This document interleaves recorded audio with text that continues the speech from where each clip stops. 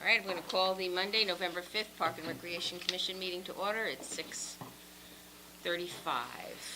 We have no one here to speak, so I guess we can skip our public forum. Correspondence. We have a nice letter from, the football? Yes. Okay. Thanking us for maintaining the fields and so on. Okay.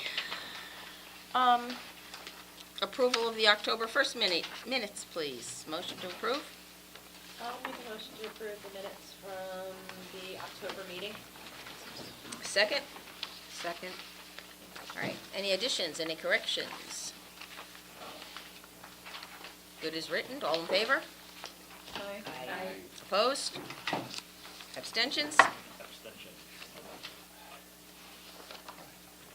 Okay. Review and approve of the expenditures. Yes, I love the new format. Easy to read. We were just commenting on it before you came. Easy to read, really quite nice. So, any questions on the expenditures? Wow, guys. I have to give credit to Nick, this was Nancy's idea. To do this in this format. Well, it makes it easier to see what we're paying Yeah. for. Everything lines up really well. Any questions? Yes. All right. Ladies first.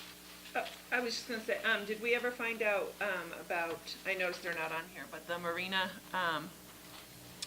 porta potties? Yes, you know what, that went back to, I think Joe Maz had asked us to cover those, and we have been doing it. If we're not going to next year, I think we have the Marina Commission know that, so that they put it in their budget. I did check into that, and I spoke with Doc Master, and he said, yeah, that's something that they were told we were paying for, and we've been doing it for the last couple of years. So that's why that's Do you in know if there. it was just because, like, we're already renting so many I that we guess. thought we would get a discount, Yeah, or? no, it's one more, but Okay. that is why. Okay. Well, that is why. The question is, where do we go from here? I think maybe next year we talk to their commission, and maybe they should Well, put we it in need their to budget. talk before next year, because the budgets are going to. Well, I mean, in the next, in the budget process, Like right, soon. Okay, right. I'll put that on my questions for budget. Okay. John, you had a question? Actually, I do, and it sounds ironic, but we're in the same neighborhood. You said that the Guilford Lakes, that the Lamppost was damaged by the company that collects? Yes. Okay. It has not been. It's still not fixed? Not fixed. It was So, months ago. yeah, the light that had been damaged and broken has not been fixed. So Okay. I didn't know whether or not, what type of leverage you want to use against them by either withholding a payment for the month or to subtract the cost of the payment of repair. I mean, that's. I wasn't aware that wasn't done. I know they said they straightened the pole, and I thought Yeah. they The did the pole light. has been when they- straightened, that is correct, Yeah. but there's no light at the Okay. top of the pole. I will follow up with them tomorrow. Thanks for letting me know. Sure. All right, any other questions on the bills? All in favor? Aye. Approving the bills. Any opposed? All right, department reports. Rick. So I have a question on your reports. Lake Quantapug weed control, you met with everyone about that? I thought we weren't going to be involved in that anymore. We're not. Well, it'll be, you'll see when we look at our capital budget, we didn't put anything for weed control. That'll be on the environmental plan on there. Now, I'm still going to be involved because it's still a lake, but the lead is going to be Kevin McGee. He's the town So they are environmental somewhat plan. still involved. Okay, Yeah, after meetings, I'll go, just see what's going on, but Okay. Kevin's the lead guy. all right. That was my question. I want to just highlight number 4. Just would like to give a shout out to Public Works. They were very helpful when we redid the Bittner A infield. Tom Fillion or a couple of his crew guys were up there helping with laser grading. And then, I don't know, John, if you had mentioned, or somebody had mentioned this, there was an issue with the sidewalks at Bittner. A while back, yeah. Yeah, and we... There was some frost heave up there. While they're there, I asked them if they could, we actually ripped out the diagonal sidewalk that comes from the soccer field up toward the building. Mhm. We had them rip the whole thing out because there's so many on their heat. It was because of the roots under the tree. Well, the roots under the sidewalk from the tree. So we took them out, we filled it with topsoil and seeded it, so it'll just be a grass area now. So there's still access there, the handicap accessible one is still there. But there are a few of those panels are ripped out, and I'm waiting for the town engineer. There's a new contractor for sidewalks in town, and so we need to get that person up there to give us a price to replace those ones that they took out. And the other one was the asphalt along the home run fence at Bittner, and the left field side was really, same thing, the same roots from trees was very wavy and, uneven. We took that out, and we put stone dust in there to level it out. So, but Public Works helped out with that, so I want to thank them for that. Good cooperation. And then, number 10, the A-field came out great. The guys did an excellent job with it. The outfield doesn't look great right now because there's a lot of weeds, but Tony put a soil amendment in there, reseeded it all, and, as long as the seed comes up, it'll look really good in the spring. But the infield came out really nice. Did an excellent job. Number 11, the Jacobs Beach, I went down on that Saturday, the nor'easter, and it was totally underwater, the playground. Not the whole beach, the playground was. And the whole area, I made a call today, we got to order new mulch because it's gone. I mean, the mulch is, whatever's there was just so soaked. It doesn't have the resiliency that we need to have under a playground. So it's basically, I won't say useless, but it's not what it needs to be. So we have to get more mulch down there. But Tony and the guys went down. I emailed him on that Saturday from there, and so Monday they were there cleaning it up and try to at least make it look better. Were the bocce courts over at Chittenden? No, they were okay. There was water in the parking lot and just off the field in that low spot, but the bocce courts were fine. I know we talked about maybe having Public Works come out and level that parking lot to get the fishing holes out of. They did in the spring. Okay. They're back. They're back, yes. Yeah.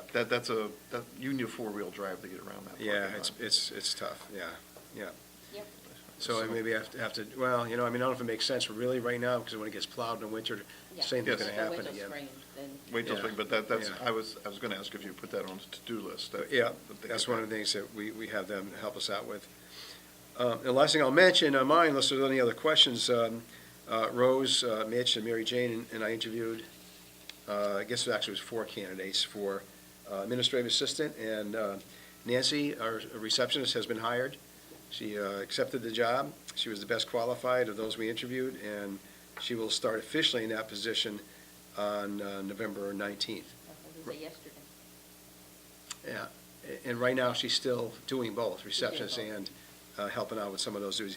Ellen is still doing some of the administrative assistant duties that Bonnie had done, but once Nancy is officially on, we'll transfer everything back to that position. When do we now have to post Nancy's, her We should former do it position? pretty soon. We should do it Yeah. really soon. Yeah. Right, yeah, this week hopefully it'll be posted, and, within 2 or 3 weeks fill that Put a call position. into Mitchell and Martin.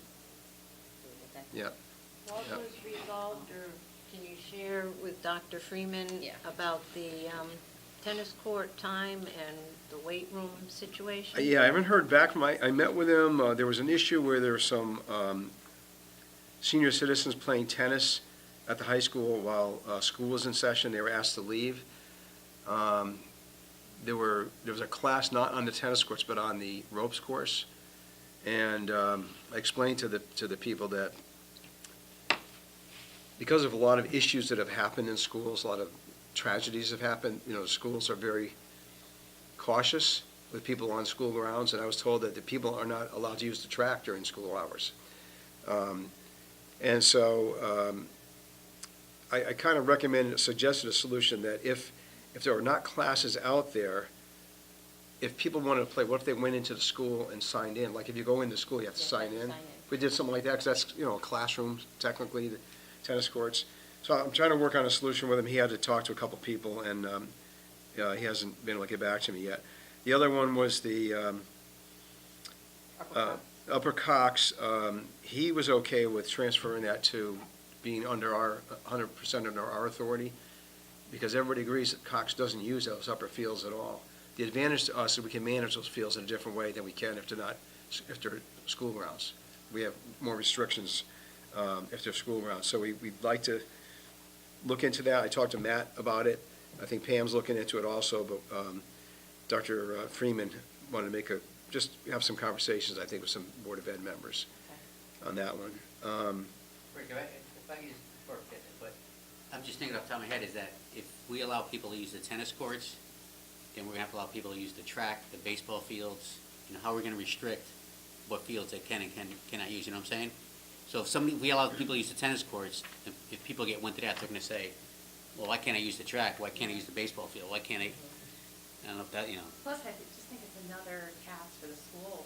People have to deal with people signing in and out. It's been a given for many years that during school session, the public cannot use the tennis courts or at Guilford Lakes or at, But Adams, we can. Because they're so We're far so removed far from the away. school. Yeah, right? but in my There's- opinion, the high school, the same thing, if they're pretty far away from the school. well, of Yeah. course, we go out there to do the ropes and stuff. Right, well, that's what I'm saying, there's gotta be certain periods of the year when no classes are out there at all. But I was just trying to offer a suggestion, because, the people were a little concerned that they were not allowed to play there. And I guess they had been in the past, I guess, but, I mean, there's a state law on, when you. well, yeah, you Yeah, work- when you can be on yeah. school grounds during the school day, and I Yeah. have it right in front of me now. I don't know if it has to be, I'd have to look at the state statute, but it's related to specifically for the school, why you have to be there, or what, it might say you can't be on there for tennis courts or Right. whatever.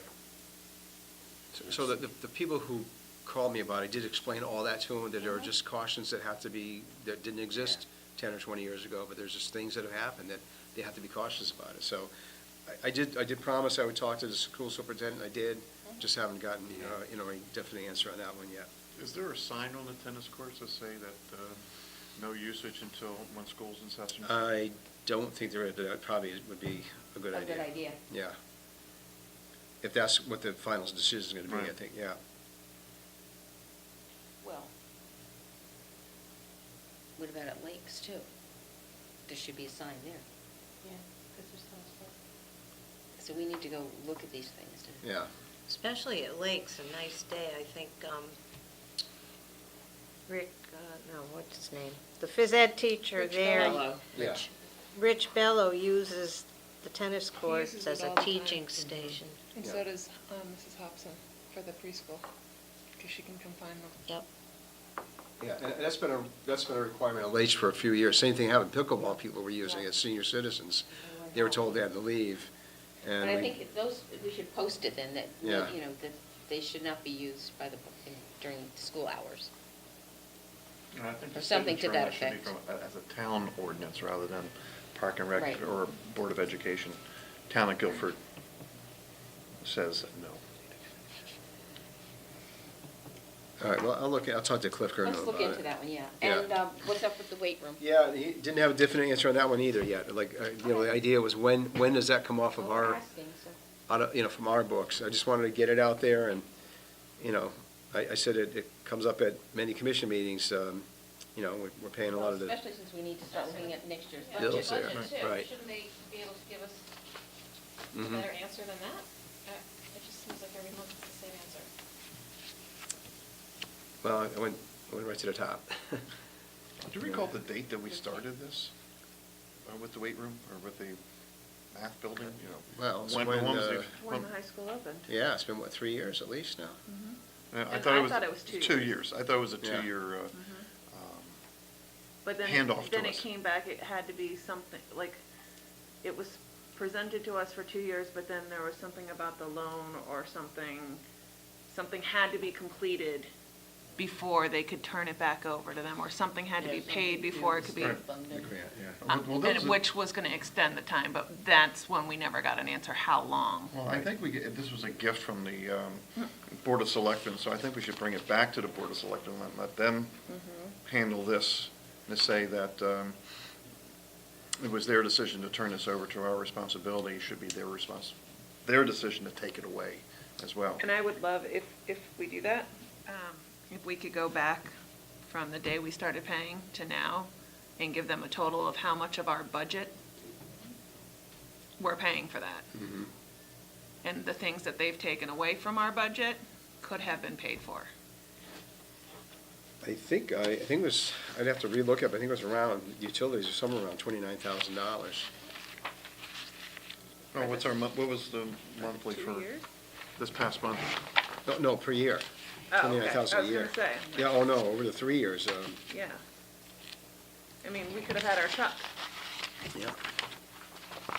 Well, according to this past month, $1,500. Eversource was almost $400. Yeah, but I So- mean, if so you that's- look at that's the about- 3 bills, that's $1,500 a month we're paying, Right. times 12, times 3 years. I mean, we really could have had our 2 trucks.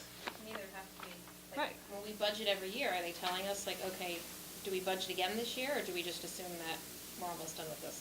Right, Well, that's what we need. we need to know that. Well, we seem to keep asking that, and we're not getting an answer. No, but now we're close to budget time. Okay. I mean, we budgeted for the year, Yeah. so When is the next Board of Selectmen meeting? 2 weeks, it was just today, so 2 more weeks. Okay. Well, we're meeting, what, what, 2 weeks? Next Tuesday, Next week. 13th? Yeah. So if we can try to get some answers for next Tuesday, that would be helpful too, for putting our budget together. Okey doke.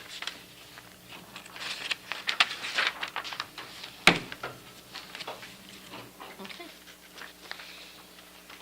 Park foreman report. Any questions on that? I highlighted 3 things I already covered. The cleanup the guys did at Jacobs Beach, in Chaffins and Chittenden, there's a little bit too. The Bittner A renovations, about the 6th or 8th bullet down there. And redoing the sidewalks at Bittner. Those are 3 things I was gonna highlight on Tony's report too. I'm chuckling over this one, but moles were treated at. Yeah, I know, I was Bittner. laughing at that. What were they treated to? I mean, did we give them ice cream and cake or something, or, that's, it's very generous of us to treat them so kindly. Take care of everybody. Yeah, we take care of everyone. Everybody in We're the A&M Department of things, Parks and everyone like it. Cooperation. If I just comment, I go down to Jacobs Beach on a regular basis. You guys do a great job down there. That place is beautiful. I mean, thank you. Yeah, the grass looked beautiful this Yeah, year, it it's really just- did look nice, and, by the boardwalk there. Thank you. The question also with regard to the truck quotes, are we in the midst of repairing or replacing a vehicle that's? We got approval this morning at Board of Selectmen, we're replacing 2 that was in our budget. Okay. An F-550 dump truck, which will be used for sanding and plowing, and the F-150 pickup truck, both in our budget. It was budgeted for $114,000, came in at $107,000 plus something, so we were under budget. They approved that today.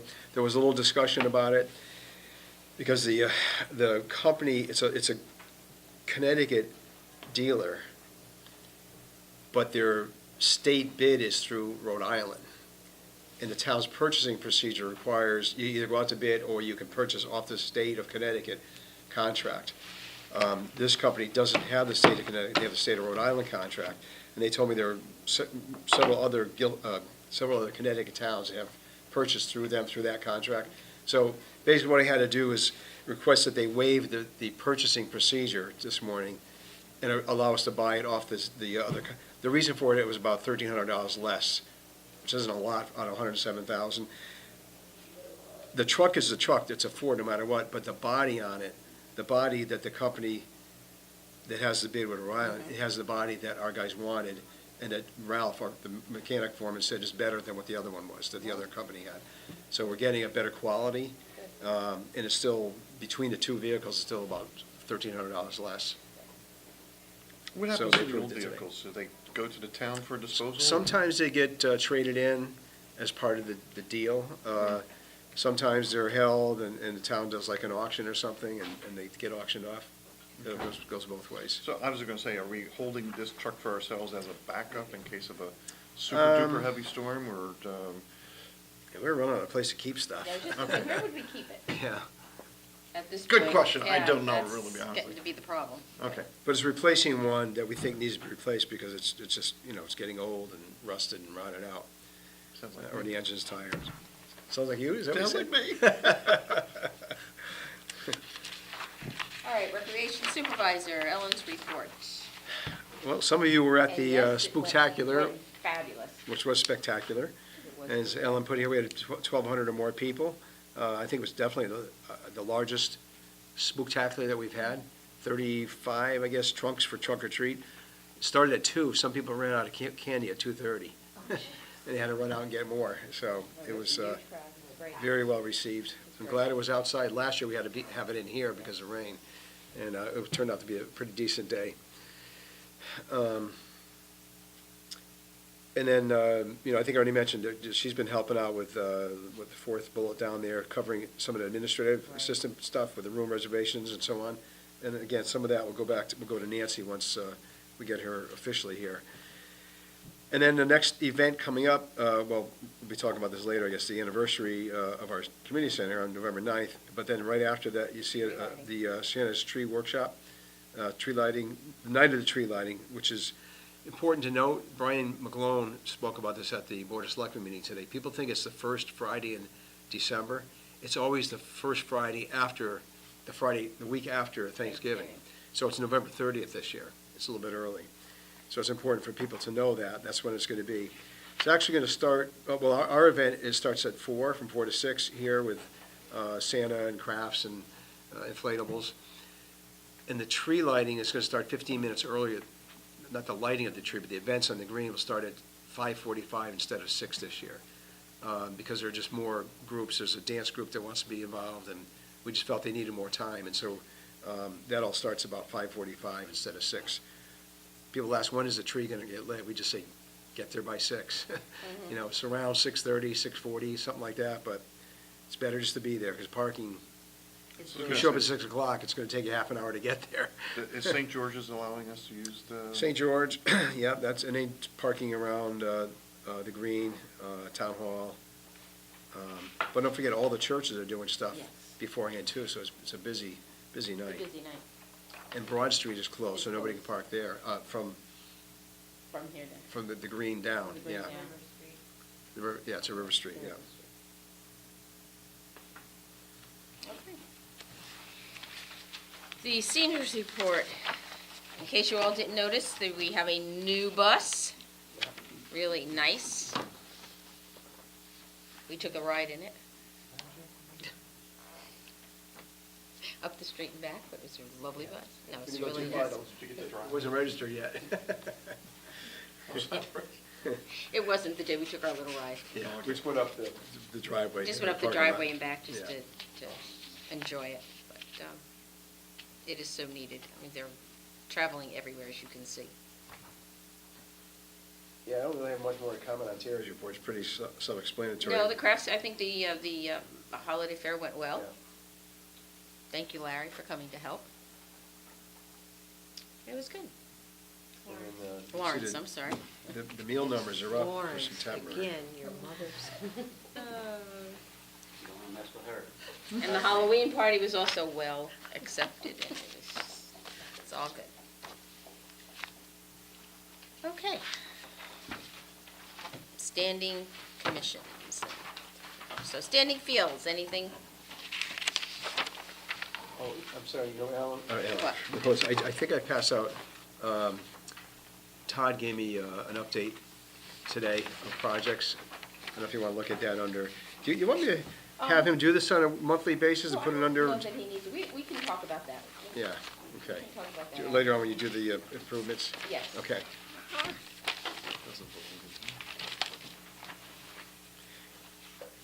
Standing fields. Standing fields. I have to confess, I was out of town for the last meeting. I'll have to defer to Rick to help us out with regard to the, well, we are going to discuss today, the field use policy. That is on the agenda That's on following the on. agenda. The only other major issue still is regarding the resolution mediation for the turf field that is now sprouting grass in the middle of it. is. Yes. Yeah. Did you see my note back that we Yes. advised not to go out and do anything with that? I know, Yeah. I thought that was kind of funny. I had sent a note to Rick saying that To me, it seemed like, we have grass growing in the middle of an artificial field now because it's growing, the dirt and the seed pods and whatever have fallen into the cracks and now they're sprouting. That's gonna be pushing up the. Well, I thought from the key word is optics. Everybody likes to use the optics. I thought the optics of it was that maybe we were being neglectful still by allowing this to happen. But Rick went to the town attorney, and the town attorney had suggested just leave it alone until the mediation is finished. So no touchy anything on the turf field at this time. So, which is, again, still a disappointment. Now it marks almost a full year of non-use. Right, very close. I don't want to sound like I was a real jerk back in the beginning when I didn't think it was going to happen, but I just had a feeling that this process was just going to just drag out until we all retired. I mean, this is awful as to how badly we're being treated by by the organizations that installed it. And I know Rick's been working really hard, and I know Paul's been working very hard trying to get this thing accomplished, but all it takes is just one person to say no, and everything stops. And so far, we haven't been able to get a consensus of the contractors to come to the final table for mediation. So it may go down to final legal action with the town attorney with regard to a lawsuit, which even means more time and means even more non-use for the field. We've been pretty much told, don't plan, and I already sent a note out to the youth sports. Mark, I think I sent it to you as representative of lacrosse, that it's very unlikely it's going to be playable in the spring. Because if this isn't resolved yet, they can't rebuild it in the winter. Believe me, it's very frustrating. Not that it makes anything feel any better, I just happened to run into my brother's brother-in-law is an attorney, and he's been handling these type of things for years. He said it's very common. It's, we're not in here alone. It's this very, very common, this issue. And he said he's been doing this type of stuff for years.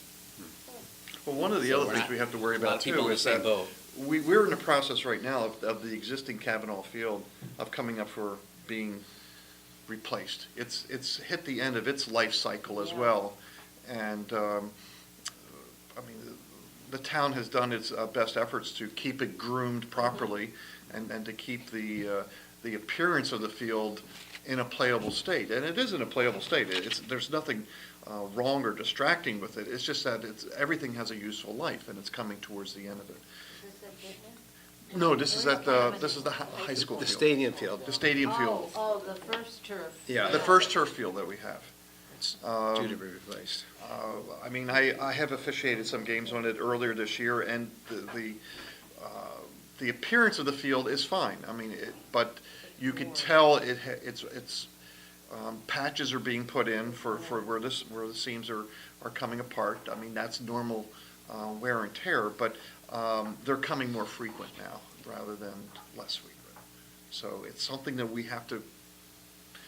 can't get the first one fixed, and we shouldn't work on the second one. On replacing the second one, because then you have no. Then we would have no artificial fields whatsoever. No This field up there at all. attorney, this attorney mentioned that he said, of course I don't know, but he said a lot of towns where they make the mistake, they don't want to spend the money on hiring somebody, and I forget what the job title is, but somebody that specifically studies the soils, specific company, and all they do is, for the town, they'll study the soils before it gets put in. And he said that's a common mistake towns make. They don't want to spend the money to hire that person to make sure. And he said, yeah, it's got to be a drainage problem. I briefly explained to him, but that's what he said. I don't know if we hired somebody. He said that's all they do. Town hires them, and all they do is they handle, what kind of soil and sand and everything is put in there. And he said a lot of towns don't do it because they want to save money and it ends up burning them in the long run. But I don't know if that happened here or. If there was an objection to the soil sampling prior to the installation, it should have been brought up before the installation was put in. And we don't have any record of that being mentioned during the course of the installation. So we have multiple parties that are involved with the installation. You have the general contractor, you have the manufacturer of the shock pad, which is underneath. You have the contractor who actually did the work and grading of the field. You have the company that supplied, remember, it was common in the newspaper about black crumble versus the incidences of cancer now have been debunked. And so the town decided to go with a different type of fill, which has a different property and a different absorption rate of water and freezing. And so it was different than most of the other artificial turfs that you have along the shoreline, from Brantford all the way up to Madison. So we were different, and it didn't work. So the essence of of what they think is happening, if you get down to the real brass tacks, I don't want to say that this as an expert, but there was a problem with regard to the drainage, with regard to the fill possibly blocking the drainage during the course of a hard freeze, and the freeze and thaw aspects of it just exacerbated the drainage on the field, and so consequently it tore. And now we have weeds growing in it. It's just Okay. Land acquisition, anything? Green Committee first. Oh, I'm sorry, Green Committee. I don't have a report. They had a meeting. I was away, so I don't know what came up Okay. at that meeting. Fair enough. Now land acquisition. Nothing to report. okay. Technology. Quiet month. Yeah. 25th anniversary. See you all Friday evening. 5 o'clock, right? 5 to 7. I'd like to go back one thing with regard to the standing fields. Paul Schmidt, who has been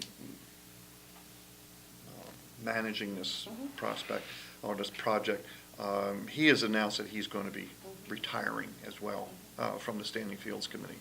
So I don't want people to think that this is going to be,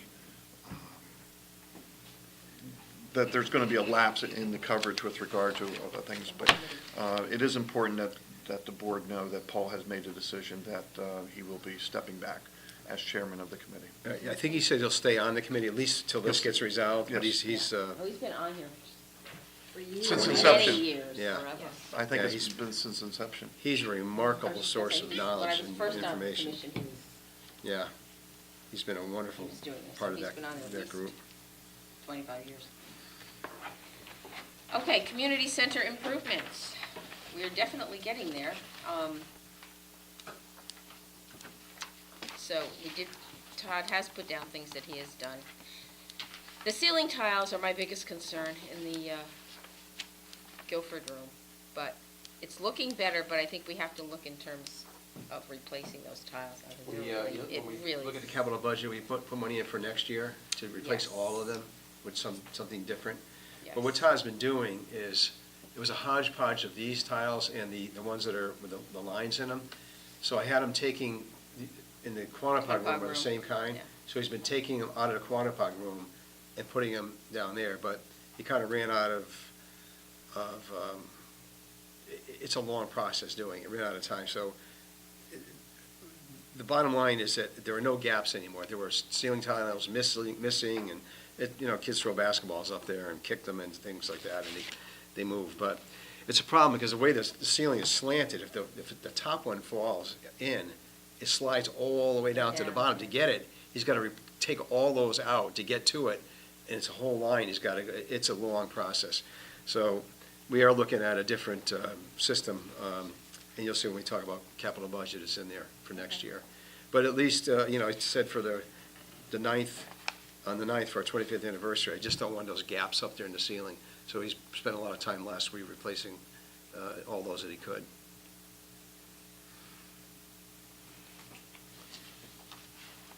Okay, splash pad.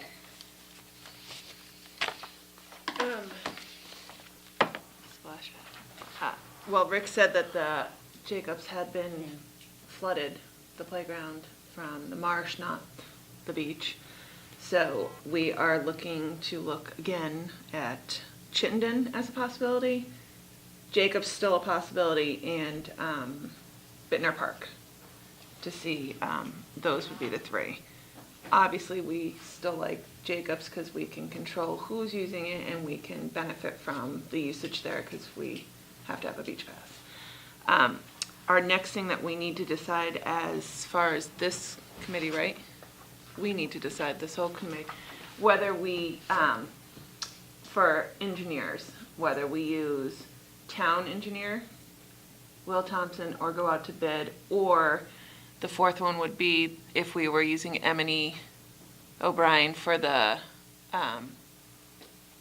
supplier, they have engineers as well that would, so we have to decide between them who we use to come out and check the spaces and do everything that we need to do.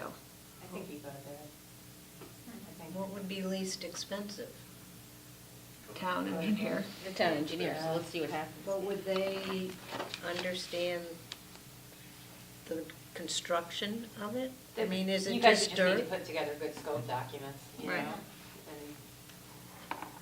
And- The only issue with the town engineer, using the town engineer right now is, one, she's new, she doesn't have an assistant. She just Yes. hired an administrative assistant, so workload, are we gonna get it done in the time frame we wanna get it done?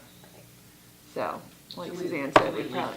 At least talk to her, say if something, if she could do it, does she wanna do it? I mean, just at least. Oh, absolutely, I throw think some- it needs to be, I mean, I feel like that's the Maybe cheapest it's- way. Maybe it's out of her expertise, maybe it's not. Right, and a lot of the towns surrounding us have done it all through The town. their town engineer and public works.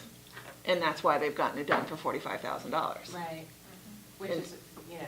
Right. That's And the splash pad committee is not looking to put in, you know, all the bells and whistles and make it $100,000, $500,000 splash pad. You know, they're looking at minimal, just like, here's a little extra bonus to Jacob's Beach. So if we could talk, my personal opinion would be town engineer first and see what she says, and if not, then Then go out Go to to bed. bed. Yeah. But the hard part is finding out where to put it. How much space, how much square footage would it occupy? Do we have that square footage available at Jacobs? Because, well, when we first looked at Jacobs, we thought there's a bunch of equipment that needed to be replaced on the playground already, because that's already outaged and needs repaired.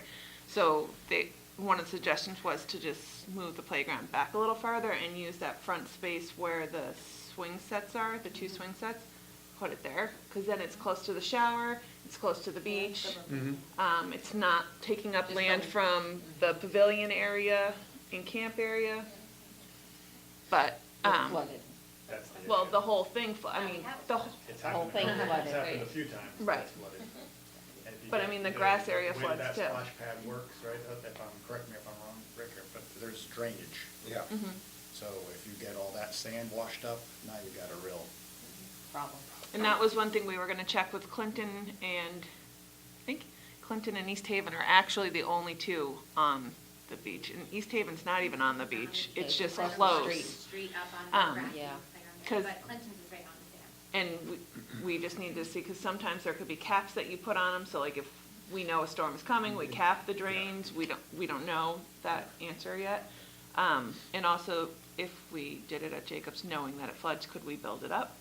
Yeah. So it was a little higher than, but, so I mean, lots of questions to ask, but those would be all great questions to Or ask. is there another I would spot start at with the Jacobs as engineer well? and Right. move from there. I would say try to keep it at Jacob's Beach. It just seems more, the kids, older kids can swim and the little kids can splash. Right, well, and financially, I mean, that way, the revenue of beach passes, and we're controlling the usage of it. And not that we wouldn't control the usage of the water if it was at Jacobs or Bittner or Chittenden, but then it's a free-for-all, and we don't really get any benefit from it. Yes, it's a nice addition, and thanks to us once again for doing something great for Guilford, but as a commission, we're not getting anything from it. I agree with you. Yeah, I guess I'm too old to remember what a splash pad is, but, where do you get the water? For down there, any of the locations, it would be a well or city water. Okay, so you wouldn't use seawater to No. use this? Okay. So you guys- Is there sufficient well water at that? Do we need to do a perk test Well, there? at Jacobs, it would be city water. Oh, it's already And we hooked would, in. yeah, Okay. we could hook in, right into the, we would hook into what's there now, but we would have to add a pump to make sure that it had enough pressure. that's Um, also a nice part about Jacobs, though, you've got the town water there. Right. you know? Now, Bittner, Makes it you have easier. nothing. Yeah. Bittner, Yeah. if we did Bittner, to we get a would tank or have to add a new- well. A new well, right. Yeah, Bittner That would just raise the seems cost. like we're we're doing disc golf, I just think it's too crowded there. And it's getting too crowded, you've got pickleball, you've got the skate park, you've got. And parking's a nightmare Yeah. when Yeah. everything is going on, and so. How about Peddler's Park? I mean, good. That would be great. But I Jack, mean, come on, we don't have I anything there. resigned from the commission. I didn't even go there. No water. We're still searching for that magic nugget to put in the. I think parking will be an issue at Jacobs, though, because that place is full. Right. On Yes. a regular, typical day, and if now we have this amenity. But you can park at Chittenden though, too. In general, is a okay. nightmare. Right. John, as far as the size goes, Not easy to park at either. I mean, Right. Jacobs is the ideal place. Yeah. It's just where can we put it and how can we deal with this Right. flooding? So that's where we need to move on from our discussions of what we want, because we know that it's not gonna be giant. We Right. know that, we want a smaller one, so we need to get the soils tested, we need to Right. find out from the engineers of, Well, where that's- okay, you need to build it up. Well, where that swale is right now, in the parking lot, can that be filled for additional parking? Or is that considered wetlands, or? Yeah, I don't think we feel, because I think that the water drains off from the road there, and it swales out to the marsh from there. Okay, Yeah. okay. It just seemed like it was a, What about Lake Next question. Quanapug? Could you pump the water from the lake to the splash thing? Where would we fit Splash it there? pad? Yeah. There's like a parking like it's filled there. Where would we On a put it? Saturday, Yeah. Friday, Saturday, yeah. over on the grass, isn't there the beach and then? So small. Oh, you. I don't know, I'm just throwing out, That would take away the access for the poachers to get around the fence to get into the beach, I mean, or the fishermen who set up their campsites there. For a lot of reasons, Jacobs makes sense. Right. Jacobs makes the most sense. Jacobs is the one. But it also has the greatest challenge, I think, because of Absolutely. flooding. So that's where an engineer's got to figure something out. If you want, I'll talk to Janice, I'll try to get a hold of her this week and see if she'd be willing to Yeah. entertain the idea. If she says, there's no way I want to be involved with that, or whatever. I mean, maybe she won't. She might say, yeah, I'd love to do that. Yeah. At least we can find that out, then we know if that's a direction we can look. John, as far as the size goes, now Claire, you've seen Old Saybrook, right? I've seen Old Saybrook's from the parking lot, but I think it's, what is it, maybe half the size of this room, 3/4 the size of this room? What do you think? It's probably from Diane to Peter around circle. Yeah, I mean, it's not really not that huge. big. How many And we're elements? not looking, they have the rainbow, 1, 2, 3, 4, 5. They have 5 little spouts coming up, then they have a gun and 2 rainbows. We're not looking to have all of that. We are thinking a couple like water ground spouts, and then like maybe one big feature, like a flower or something, but nothing huge. Clinton's just one, I think, isn't it? Just one thing? I think they have One one pedestal? ground and then one, Pale and then like 7 little round. Okay. yeah. So what is the floor? Is it concrete, or is it, okay. That's why I thought that. Did we already talk about, how about over where the showers are? Did we already talk about that? The showers are now? I mentioned that, once, but it I sounded don't like think there's there some was room there. because of the way the gate guards are, and we couldn't, that bathroom is grandfathered in from the state, so we really can't do anything to it without them coming and saying, you need to build a new one like 10 feet off the ground and out of flood zone. In the south side, the beach side of the bathhouse is where the septic system is. Yeah. So we wouldn't be able to put it right Since they're there. there, so- Yeah. All right, thank you So- for what you're doing, so keep putting on here. So then you'll let us know? Yeah, I'll give her a Okay. call, see if that's something that she'd be interested in helping with that. Fabulous, thank you. Okay, unfinished business. Jacobs Beach sod. Jacobs Beach I talked again. to John Cunningham today, and it was, what goes along with that, the tree that the class of 2003 purchased for down there, he got the tree the end of last week, or today maybe he got it. It was just delivered to his office or something, Okay. or wherever, someplace. So he has that, and when we do the sod, he thought that's when we'll plant the tree at the same time. It's, he's still waiting to hear from A&W, who's going to be doing the work, and he's just waiting to hear back from them But we got the purchase orders. Purchase orders are out for them, for the loam, and there's one other one I did, I guess for the sod or something. Anyway, whatever the purchase order, I did that about 3 weeks ago. We're just Okay. waiting for it to get lined up. Okay, disc golf. Well, a lot of good news. Kevin McGee marked the first fairways for trees to come down. There was a 10-day period, where nobody has spoken against that, so we could start tomorrow in those first 4 fairways. I went out with him last Thursday. We marked the other 5 and 6. So basically, a third of the course is marked. He's got to post a sign, for 10 days about trees coming down. And I met with a captain of the Coast Guard, and they're willing to help us build it. He was in my office the other day, and there's some Coast Guard housing in Guilford, and I think it's that group might be helping us build it. And since the article's in the paper last week, there are 7 people who have emailed me, said they want to help construct Great. it. So, and there's a Boy Scout who I haven't heard back from yet, who was interested in doing something as an Eagle project with that project, and I haven't heard back from him for a couple of weeks now. So, So are we gonna set up, are you setting up like work days, or what are we? yeah, so the only thing I'm still waiting on is the herpetologist, the turtle guy. Turtle guy. He's got to give us a protocol that has to be given out to every volunteer that works out there. If they see a turtle, what they have to do, and, how to identify them, and Okay. this is a requirement from DEP to do that and planning and zoning, and I'm just waiting to get that from him, so we get some printed up, and then when we have work parties here, we'll make that available to people. Calling soon for the Yeah. snows come. Okay, the roof. Are we done? Substantially complete, basically, we just have a downspout that we're gonna ask them as an add-on, to have them do. So, it was under $3,000, and we all agreed it needed to get done. The one by the loading dock in the back, that Okay. the water just kind of cascades over that, and it makes that ramp Good. solid ice in the winter. So we're gonna replace that. And other than that, they're basically Other than finished. that, we're done. Yep. Now, these last heavy rains we've had, everything stayed dry. I double-checked that with Todd, because he went around, looked around after the nor'easter there, the next Monday, which was a week ago, and he said it was dry. Good. Yeah. All right, well, that's good Good. news. The Guilford High School synthetic turf, we've pretty We've much covered it, discussed that. All right, field use policy and fees. Make a suggestion first. Let's bring that to the end, because this may take a little bit of discussion. So I'd like to cover the other topics first before we go to the field use, if that's acceptable to the rest of the board members. Makes sense. Okay. So we'll save that one to last. Okay, the office trailer for the park garage.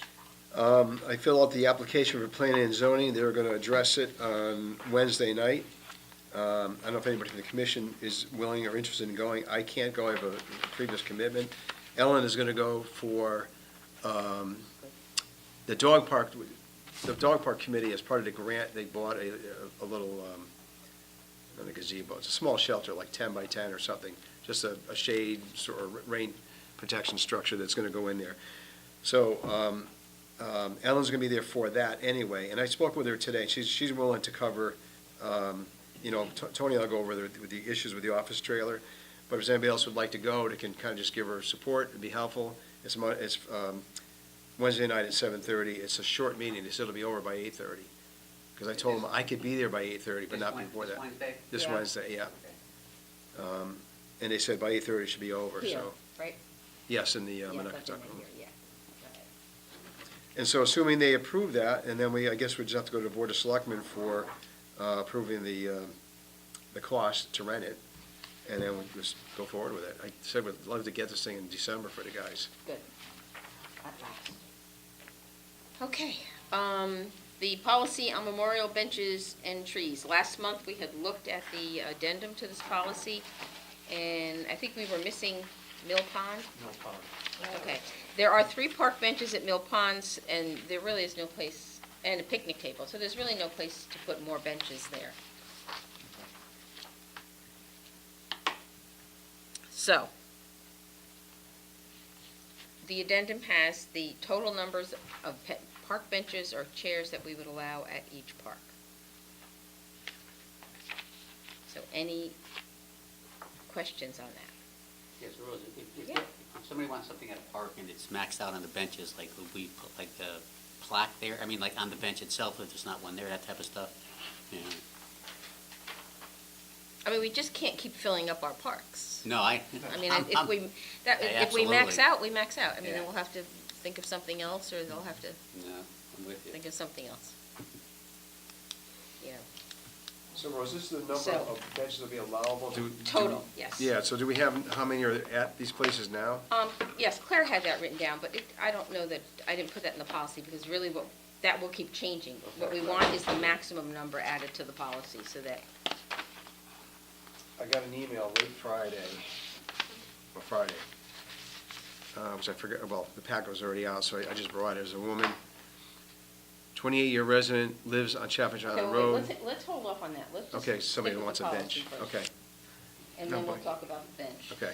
All right, so if we're going to adopt, I need a motion to add this to the policy on memorials. Just to correct, Chaffinch Island, 4 memorial benches, 9 stone. I think that's Probably should be parentheses. parentheses. 9 is a parentheses. Yeah, Oh, there should have nine's been a a parentheses. parentheses, my Thank you. mistake, Okay, yeah. typo. That's fine. We'll fix it before it becomes public. 4 stone benches and, okay. So a motion to approve this? I'll make a motion to approve the maximum number of park benches or chairs at our parks. Do I have a second? I'll second. Okay, so any other discussion on the actual policy? We didn't change anything in The policy itself? policy, No, we still did not. worded exactly the Yes. same. And it's clear in there that it's supposed to be someone that has given back to the community Right. through Park and Rec or us. And the We policy. did not change the guidelines, we did not change the procedure, we just are limiting the number of benches so that we don't become overwhelmed with benches and memorials at these parks. That's all. I just, the only part of the discussion I just want to make in my own head, we still have the right to say no. Yes. Okay. That's the stance that I want to make sure that. We did not change the essence of the policy Very good. itself. Okay. No. Rose, can you just clarify Chaffin Island again? Can you just clarify that? There are 4 memorial benches. The maximum number that we would want, there are 4 memorial benches, which happen to be there. Okay. We could add 1 park bench or 2 chairs by the water near the parking area. That would, otherwise, we're just gonna start filling up Okay, that when you place. say what the 9 stone It's was? just a parenthesis. That was a It's parentheses typo. mistake. Supposed to be 4. That was a typo on my part. Typo. So Oh, are okay. these, So it's a correct. these numbers, what are there? What's that? Yeah. It depends. They include, Jacobs Beach does not have 18 park benches at this point in time. However, we could go up to 18 park benches Okay. there. All right. You've got a list of what's there now, so when people ask Yes, to put a thing. yes. There's a list somewhere of that, yes. Okay, all in favor? Aye. Aye. Aye. Any opposed? No. Okay. All right, so that goes with our policies. Yeah, if So whoever's what gonna was the- keep track of okay. that, I can send them that Google sheet, and then if we say yes to someone, they can just go in and add, Yeah, so that they have a running document. we'll keep track of it. When the Um, Park and Recreation Commissioners want to change it, then they Right. can change it. Okay. This is our current policy. So what was the request for, Well, we're gonna get to that in Right. new business. Let's finish up the unfinished business, and that's our budget workshop. That is next Tuesday at, we changed the time to 7:30. 7:30? Is that what we did? Is that what we did? I I don't. think it was 7:30. Did I send a note out yet? Yes, you did. 7:30? Well, I think a reminder. That's late. I think you're right. Yeah. Well, there's some people who couldn't make it at 6:30. We're gonna do it at 6:30, and there's some people who couldn't make I it. thought it had to do with the room. Or it was some reason. Yeah, I might have been. Was it the room? The room. So what's the date again, please? Next The Tuesday. 13th. 13th at, Yeah, what time? 7:30. And we're meeting at 7:30? I believe that's what Rick sent Yeah, I'll out. double check what's in But there. he'll double check and send us all out a reminder. Yeah. If it's Okay. at 7:30, I may just be a little late. I have Cub Scouts till 7:30, but, so I wasn't gonna make 6:30 either. bring them along. But if you're going to be part of the government badge. Sure, I'm sure you would like 10 8-year-olds. Okay, so New business, we have a budget request from the, That's not budget request, it should be. Request, the budget should be in there. yeah, all right. Sorry, it was a I was typo. looking at that. Request From for Guilford Rowing. So what that is, the, Matt Wilson, the coach of the rowing team, just asked if they could put a sign on the bathhouse to, so people know that's where Guilford Rowing meets. They don't even the bathhouse, but that's their home course, basically. And they would pay for it, they just want to know if they could put a sign up on the building. Sure, do we need a motion to do that? Well, I'd just like to know what the size of the sign might be. I mean, it's not Yeah, to is dominate it gonna be there the whole year? Is it just during their usage time? I think he meant permanent, but we could find that out. As long as it's not like 10 by 10. Yeah. Saying, hey, here we are. Well, we could I don't use really have a the, problem with that. there is a sign that Choate has on the top of their boathouse. Maybe you can use that as a template. It can be read from the road, that's fine, and it's not obnoxious. If you want me to just work with them on that, if you agree to the concept. Say yes, I mean, yes, I would, they're gonna have to run this by you. Yeah, okay. Tentatively, yes, but it has to be approved by the board as to what the actual dimensions are going to be. Okay. So we'll table that till next month, so we get all the details on it? Sure. Okay. Do we have to already? Or are we doing? Yeah. All right, so, before we get to the capital budget and the field use, which is gonna take some time, what's the request you had, Rick? Yeah, so somebody, I'll just read it to you, I'm sorry, I didn't make copies of it, it's Yeah. 3 sentences. As a 28-year resident of Guilford residing on lovely Chaffinch Island Road, I would like to start the process to acquire a bench in my name at the park. I stopped by your office yesterday. Connor suggested I email you about the steps to move forward. Thanks for getting back to me at your convenience, and please enjoy your day. So she did a follow-up today, and she said, I don't want it yet. I'm not retiring yet, but I would like to have she wants to make arrangements to have a bench in her name at Chaffinch Island Park. And I just, well, it's the commission makes that decision, but I mean, I would suggest that based on our policy, unless we're looking for more benches, the current policy is you have to have done some kind of volunteer service to the Parks and Rec Commission department in some way, or that's pretty much what we've been doing. But, the difference, looking back at the policy, is that, some of the benches at Jacobs that are around the playground, we wanted benches, so any group that wanted to donate, their name went on a little plaque like this. It might have been the Rotary Club or, whatever, different individuals. It was not a memorial, it was just, we were looking for benches, so we just thanked them, basically, for purchasing them. And same thing with the Adirondack chair. Some of those are purchased by people who just want to give us a chair, and we just put their name on it. But we were soliciting them at the time. Right. It wasn't people soliciting us. We wanted chairs, we wanted benches, so we put something out that we were looking for, and people responded.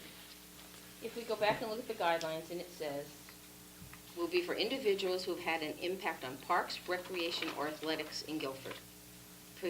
Priority in the approval process will be to individuals who have volunteered for the Parks and Recreation Department or made significant contributions to the community. So I think that needs to be part, if somebody wants us to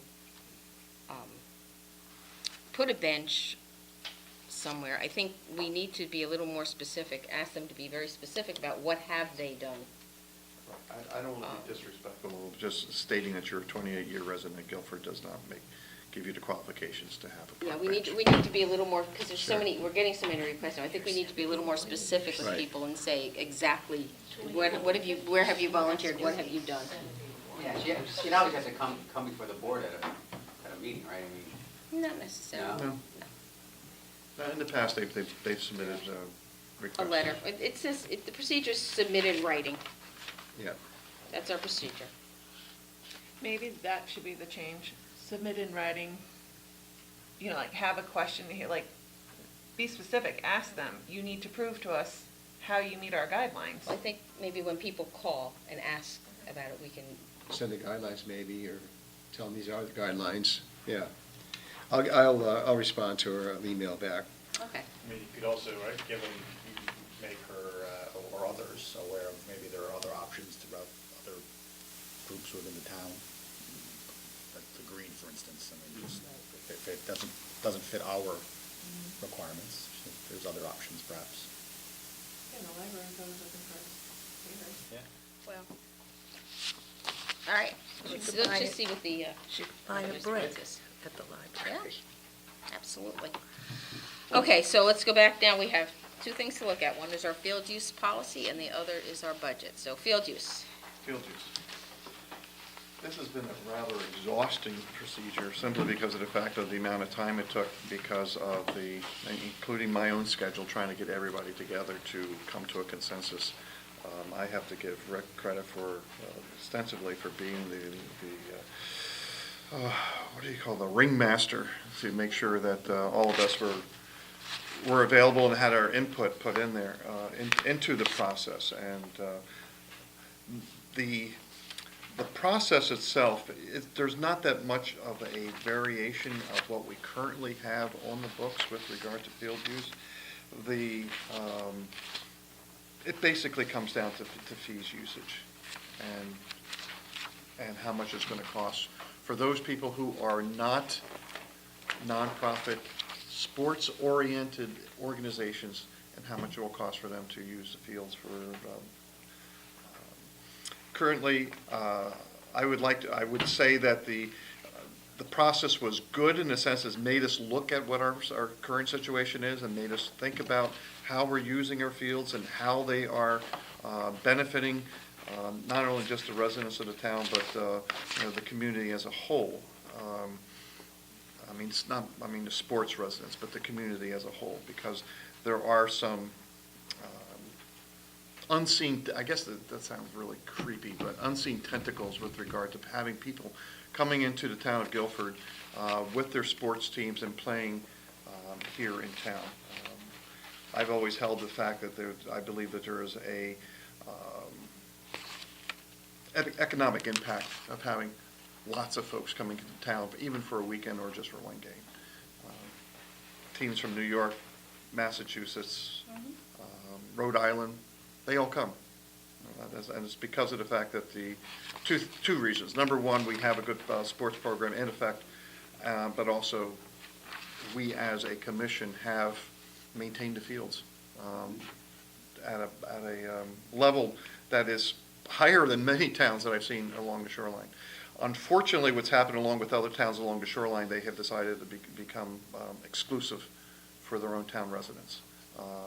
Clinton, Westbrook, Brantford is leading in that direction right now too. So what it means is that there are more pressure for people to want to come to a place where they know they can play, and the fees have been reasonable for their effect. One of the biggest things that we debated hours and hours and hours is regard what is the appropriate fee on an hourly basis. The investigations that we have found is that other towns charge a much significant higher rate than we do. The places that charge for profit, such as Oakwood up in Portland, Connecticut, and the Connecticut Sportsplex over in North Branford, their fields are entirely artificial turf, but at the same time they're in the business of having people pay significant amount of money to use their fields. So the compromise had come up with Rick with regard to what a starting fee would be, and the $90 had come from other members of the subcommittee, and the cost was just going to be. It's the back page. The cost would be astronomical. I'm not going to try to become very theoretical about this, but there is a economic policy called inelastic demand, is that if you charge somebody, they're going to pay it no matter what. I don't think that that's going to be happening here. I think people will leave if we charge the close to what the quote going rate is, or the what's the other term that they use? Market rate. Thank you. The market rate. That was the $90 figure. So somebody, I'm not going to mention their name because I don't want to do it right now, but for the fourth group of the that would be a five-fold increase of the amount of fees that they would be charged for the same usage from one year to the next. that to me is not palatable. Nobody would stay for fivefold increase. So if you cut that by an additional 50+% and make it a $40 per hour usage, that's what the third revised proposal comes down to. But even still, in that situation, the fees would be, for some people, would be doubled, and others, there would be even greater. Before we do further, this sheet, I don't know if it's everybody, it confuses me. Go ahead. So, all these teams listed here, these are all non-resident teams? These are people who have been using let me take it back a little bit farther. These are teams who have been using Guilford facilities, who originally were established as Guilford teams, but over the course of time, their membership has changed. The number of Guilford people who are members of the team have diminished and have been replaced by other folks from other towns. So what category do they come under, non-resident teams? Yes, that is Okay. correct. Okay, so the current, as an example, Everson Soccer, current Yes. fees, $1,400, what does that mean? That is what the Parks and Recreation had charged the group, Everson Soccer Incorporated, or whatever they are, for the use of having Guilford Park and Recreation fields for a summer We soccer were saying camp. that before we were charging by, I think the confusion is before we were charging by number of uses. Correct. Now we No. are charging by hour. Hour, that is And that's correct. created, I think this chart has been more confusing than helpful. Yeah, it's like, when you look at it, it's like we're comparing apples and oranges. We need to compare apples and apples. This would be taking from existing situation of what they are paying currently Right. Yes. under the old field policy. Correct. And the third column would be what they would be paying under a revised Right, policy the new policy. of going for an hourly rate rather than a per field Okay, so usage. the 1,400, so what you're saying is, okay, proposed fees, it says 51 hours. So that's what they've used it in the last year, was That's 51 based on hours? the hours that they had in the spring. I used something, we just used what their hours were in the spring. So that's what they actually used last year? No, Yes. Okay, so. That's their actual field usage, the number of hours they Okay, occupied so the fields. so for argument's sake, so what we're saying is, last year they were charged $90 an hour. No, no, no, no, no, no, no. The middle column, Was from an intermediate. the middle column was the initial proposal. That has been scrapped. Yeah. So, Okay. but that just How about goes the to whole show middle column? how close it was to, we were trying to get to market rate. And market rate was just unacceptable. Instead of saying proposed fees, they could say market. Right. It maybe, would it Yeah, be but helpful you if I just kind of go down the list here of what, what these Yeah, but groups are? we got apples and oranges. What is? Some of them are Guilford Right. groups. I got you. No, I It don't doesn't make think any it sense. doesn't really, I think okay, this this was really more should be confusing this because figure. what we This is really what need it to be was. This is concerned what with is they on the paid. first page, or page 2. This was for explanation, this is not part of the. But it made it harder. Yeah. It No, made no, it no, no. harder. I know that. Yeah, it was just, I think, showing the process that He's was. saying that they Yes. used it 51 hours. These last are year. the Committee people went- who. But what's Yeah, important it's is like on 1400 page divided 2. by What are we 51. charging per hour? 2740, Lawrence, You got it? You got your 2740. phone there? Yeah. Lawrence, 2740. Yeah, so let. That's what, they said they used them for 51 hours at $1,400 for the season. So It's it's- $27.40 an hour. Okay, so now we're comparing apples and apples. We got 27, it was $27 last year. Yeah, We're proposing $40 this year. Right. Now it makes sense. right, Now we got apples and apples. right. Okay. But again, the, But it wouldn't the, be the same um, hours It's- for each. the Right, way it's that the not fee the was same. charged was not based on an hourly rate initially. It was just the number of times that they used the Yes. fields. Okay. Okay, so we've abandoned the old methodology Right. of determining what the fee would be to go towards an hourly rate, which is what pretty much everybody in the area uses right now. And how are you gonna monitor that? Like, how many hours are they using? Well, that's a good question, but the idea is that we have to rely upon the good faith of the individual who is signing up to use the fields, that they would give us an accurate estimate of the amount of time that they would be using the fields. And I guess, how about rainouts and snow, weather? That all comes into play. I mean, so You're not if gonna- they you're are not gonna scheduled be for credit. a, You're signing up for 51 hours, if you lose 5 hours because of rain. you then it lose becomes 5 hours, 46. right? But wouldn't that have been the same thing Correct. before? That's- Yeah, you're for right. usage, That one. yeah. And- and You so, have a way of calculating. Now There's that no reimbursement. Ellen has helped Right. put all these in the computer, it's a lot easier for us now because we know how many hours, we'll just go back and do it. She can print out a schedule, say, okay, yeah, they're there 50 hours this year. You know, then we can say, okay, it's 50 times 40, it's $2,000. It seems like a lot of added work. Well, I mean, that's the idea, is that when we examined the policy that we currently had, we found that that it was true, that the fees that were being charged to these groups didn't reflect a true cost of what it was for them to be using the fields. Now, the other thing that you have to accept about some of this too is that, I'll give you an example, the Black Eagles soccer and Guilford Bell Curve soccer. Those are two adult league teams that play here in town. They're based here in town. There's a women's league that's not on here, but it's. Well, the women's league is, you don't have to worry about them. They folded. Oh, they did? They're gone. Okay, that's why we didn't put them on. That's why you didn't put them on. Yeah. But these two organizations originally were staffed more than 75% of Guilford players.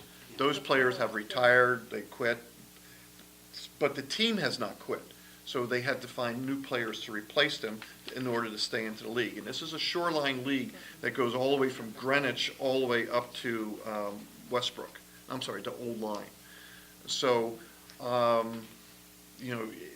trying to find exclusively Guilford soccer players to play on their teams was too difficult. So they, hey, Rick will play with me. He may not live in town, but he's a good soccer player. He's going to be on my team, and I'll enroll So him. they've gone to non-resident? They've gone to non-residents in order to maintain their status within the league. There are more non-residents than residents actually on those men's teams now, or at least Black Eagles, I think. Black Eagles and the Bell Curve is, they're about 50% now. And the other one, it's not on here, is the Guilford Celtic. Yes, the Guilford Yeah, Celtics. that's another- But I don't think we needed to list them all. No, but these are examples. So look, I'm looking at the fourth and the fifth ones, like, they had a pretty good deal for a long time going on. Well, I would say yes, but in the defense of the Guilford Sting, they were using the softball fields for one weekend the entire year during the time when the fields were never being used. Okay. So that was a plus for us in the sense is that we had people coming into town, and they brought in about, if I recall correctly, about 24 out-of-town teams this past August. And they play for one weekend, a Saturday and Sunday, and then they go, and then they're done. Right. And their season is completed for the year. Right. Soccer Fest, what you see here, is actually, probably should be removed because only way that Soccer Fest is a separate organization, but they have to be under the guidance of the Soccer Club of Guilford. That is a requirement of another alphabet soup called CJSA, Connecticut Junior Soccer Association, which says that if you wanted to have a sanctioned soccer tournament, you have to be sponsored by a sanctioned soccer club, which is registered with the state of Connecticut, and that is the Soccer Club of Guilford. Football Jamboree, I could not tell you anything about football. That's Basically, Soccer Fest and Football Jamboree are sort of in the same category. They're both Guilford-based organizations. They both have, a large percent of non-resident teams playing, but it's a Guilford group that's doing it. they're the organizers. Right. And then they're the administrators of the program for the weekend that they are here. So we basically took them out of that $20, $40 an hour. We have another category, which we're currently using, and we kept it the same way. If it's a Guilford-based group, and they're here for a weekend, and it's, again, organized by a Guilford-based group, they're in that $500 to $1,000 range, not $40 an hour. Because, again, Soccer Fest couldn't be here. It would be $12,000, or half of that, or roughly 40% of that. It would be $6,000, $5,000, whatever, versus $800 they're paying now. They wouldn't be able to do it anymore. And So so, is that reflected in this policy? what's reflected, the policy has a category for, it's basically locally sponsored tournaments, like youth football. We just have a range of $500 to $1,000. I have some discretion there based on number of fields, how many teams. Oh, there it is. There's You know probably, something, just personally, it's under the fee schedule. I found this, when I started to read this, and first thing I see is the fee schedule, and it tells me priorities, but I had to go all the way to the back to find out from the application what the priorities were. I think we need to put the priorities right in the front of here. Well, Yeah, the old policy, we did it that way. We had them listed right there. I think it's important to do that, because I did the same. It's like, you I know, went looking for the. it what was are the meaningless Yeah, to me. It took, that's true. yeah, I and I'm found thinking, it. where's the priorities? Well, no, that's fine. I mean, remember, this was done, this is, you know. Yeah, yeah, what- Yeah, no, what- this is what a the- draft. what is the This is concept? a draft. I mean, I get Law it. enforcement I get it. committee, this is the camel version right Outstanding. now. Yeah, no. That's why we brought it to you before Yeah, anytime we no, revised it. it's so not we a can get some criticism, it's better just input. a Spell it out. suggestion, that's all. No, no, no. Nonsense. John, I got a question, okay, so Connecticut Rush, I figured it out, okay? Yep. If you take $4,200 divided by 240 hours, that's 17, we'll round it up, $18 an hour, right? Approximately. Okay, so now we're talking about going from $18 an hour to $40 an hour, right? So now if you go down to the Sting, they paid last year $7.50 an hour, and they're gonna go up to $40 an hour. Shouldn't everybody go up, the same percentage? I mean, one's going up from $7.50 an hour to $40 an hour. Connecticut Rush is going from 18 to 40. That's not it's like different percentages. I mean, one's gonna, is that fair, or? Again, you're getting into the point where we were reclassifying an organization based upon their membership criteria, okay? So we weren't being soft on one group and hard on another. We're trying to make them equal in the eyes of the Standardizing costing. things. Okay, so, yes, the Sting organization, they paid less for the use of the fields than they probably could have been charged. But that's also based upon the fact that the fields that they were using were not being used at all during the times that they've been here. So, again. So in effect, what you're saying is we're gonna make it wasn't working last year the way it should. Now we're saying, okay, everybody's gonna pay 40, the $40 an hour, genesis whatever. behind this was All right, not- I get that, okay, that makes sense. The genesis behind this was not necessarily the Sting. It was the amount of fields that were being occupied by the Rush program, okay? And the concern that the Rush program was squeezing out the Soccer Club of Guilford for the use of town fields, and that we were undercharging them for the use of the fields and not giving the soccer club equal access to the fields. Now, Rick has been very faithful in his management of that and saying that we've debunked that, in the sense is that Soccer Club of Guilford has never been neglected in any of their requests for fields. In fact, the Rush program has vacated fields so that Soccer Club could use them because of the fact of the field wasn't prepared ready, or there was muddy or whatever. So Ed Green, who is the local manager for CT Rush here in Guilford, who's also a member of the Standing Fields Committee, he has been very pliable in allowing to make sure the Soccer Club of Guilford gets managed first. And he would take his teams and step them back and move them to another location if there was a conflict for timing of two teams who wanted to play on the same field. But it makes sense now. I mean, you're gonna charge everybody basically the same hourly rate. That's correct. But one question I do have, though, and I don't know if we have in our policy, but we all know humans. They're supposed to, put an accurate amount of time they put on that field. And we know sometimes humans have a tendency to fudge things. So we're gonna have something in our policy that says if you don't give us correct numbers, there's gonna be repercussions on not if we find out that you haven't been, honest with us. There should be something, some type of penalty.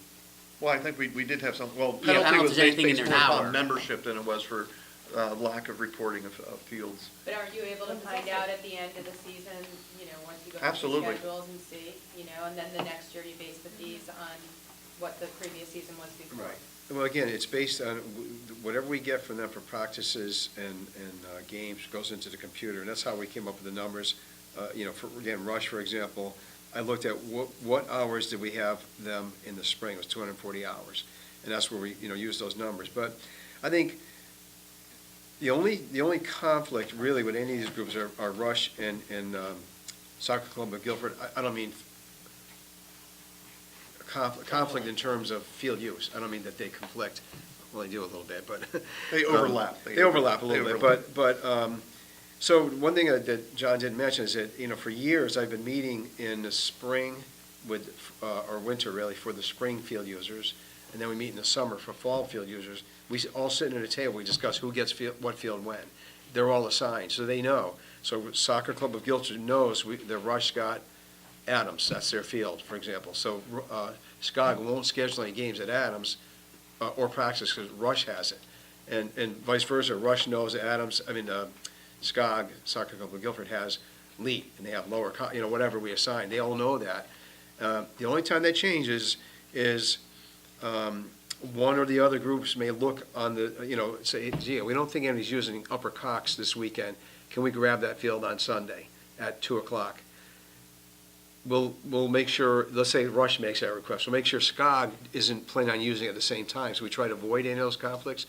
Sometimes a couple get through the cracks, but I'll tell you, for the most part, with the number of uses of these fields throughout the season and the lack of conflicts, I think says the system's working pretty well. Yeah. But I still think, not to beat it death, but there should be a simple sentence in there, just to cover our rear end. If you don't abide by this, whatever, the board reserves the right to say you can't use the There is field something anymore. about a fine in here, which we probably have to talk about. Yeah. The only other, I just want to ask if you all agree with, and you especially, John, because you've been involved in Tara with this. I put in the same category as these other groups, not as Soccer Fest and Football Jamboree. They've been in the category currently where because there's a Guilford guy who runs it, they've been getting the tournament fee schedule, which is the lower rate. I didn't put them in that because they're not a Guilford-based, they're not a Guilford organization like Soccer Club of Guilford and youth football.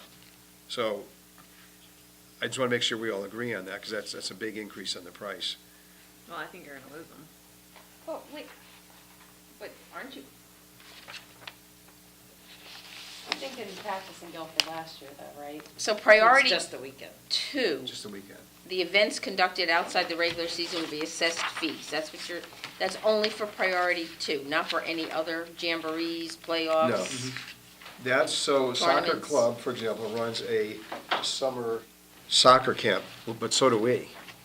And so they pay the fee for whatever number of hours that is for running that camp in the summer. I just got a request from Right. a lacrosse group that wants to run a lacrosse camp. Maybe I got to talk to you about that, Mark, because it's not youth lacrosse, it's coming out of some private group wants to rent the turf field at the high school. And I think we have to look at that part of the policy too, is if we as Parks and Rec are running a camp, do we want to let these other groups do it? Because a lot of them are. Little League does, soccer does, basketball does. We run a lot of these camps, and other outside organizations are also running And camps. what do we charge them? We charge them, we'll charge them based on this policy, the $20 an hour. What do we charge them now? We charge them in accordance with the current policy by how many uses it is. So Okay, for a so we would soccer charge camp, them it's probably like $20 an hour. $300 or something. Now, there is one other organization that's not being mentioned in this comparison of field use, and that's Guilford Little League. Guilford Little League has a very complex relationship with Little League International, and we are a member of, Guilford is a member of District 9 in the state of Connecticut. District 9 has the responsibility of hosting certain tournaments during the course of the end of the regular season. And generally, it's a volunteer situation because it's actually a bit of a fundraiser for Guilford Little League to have all these out-of-town teams come in and play for their tournament, the concession stands and the other things that go with it.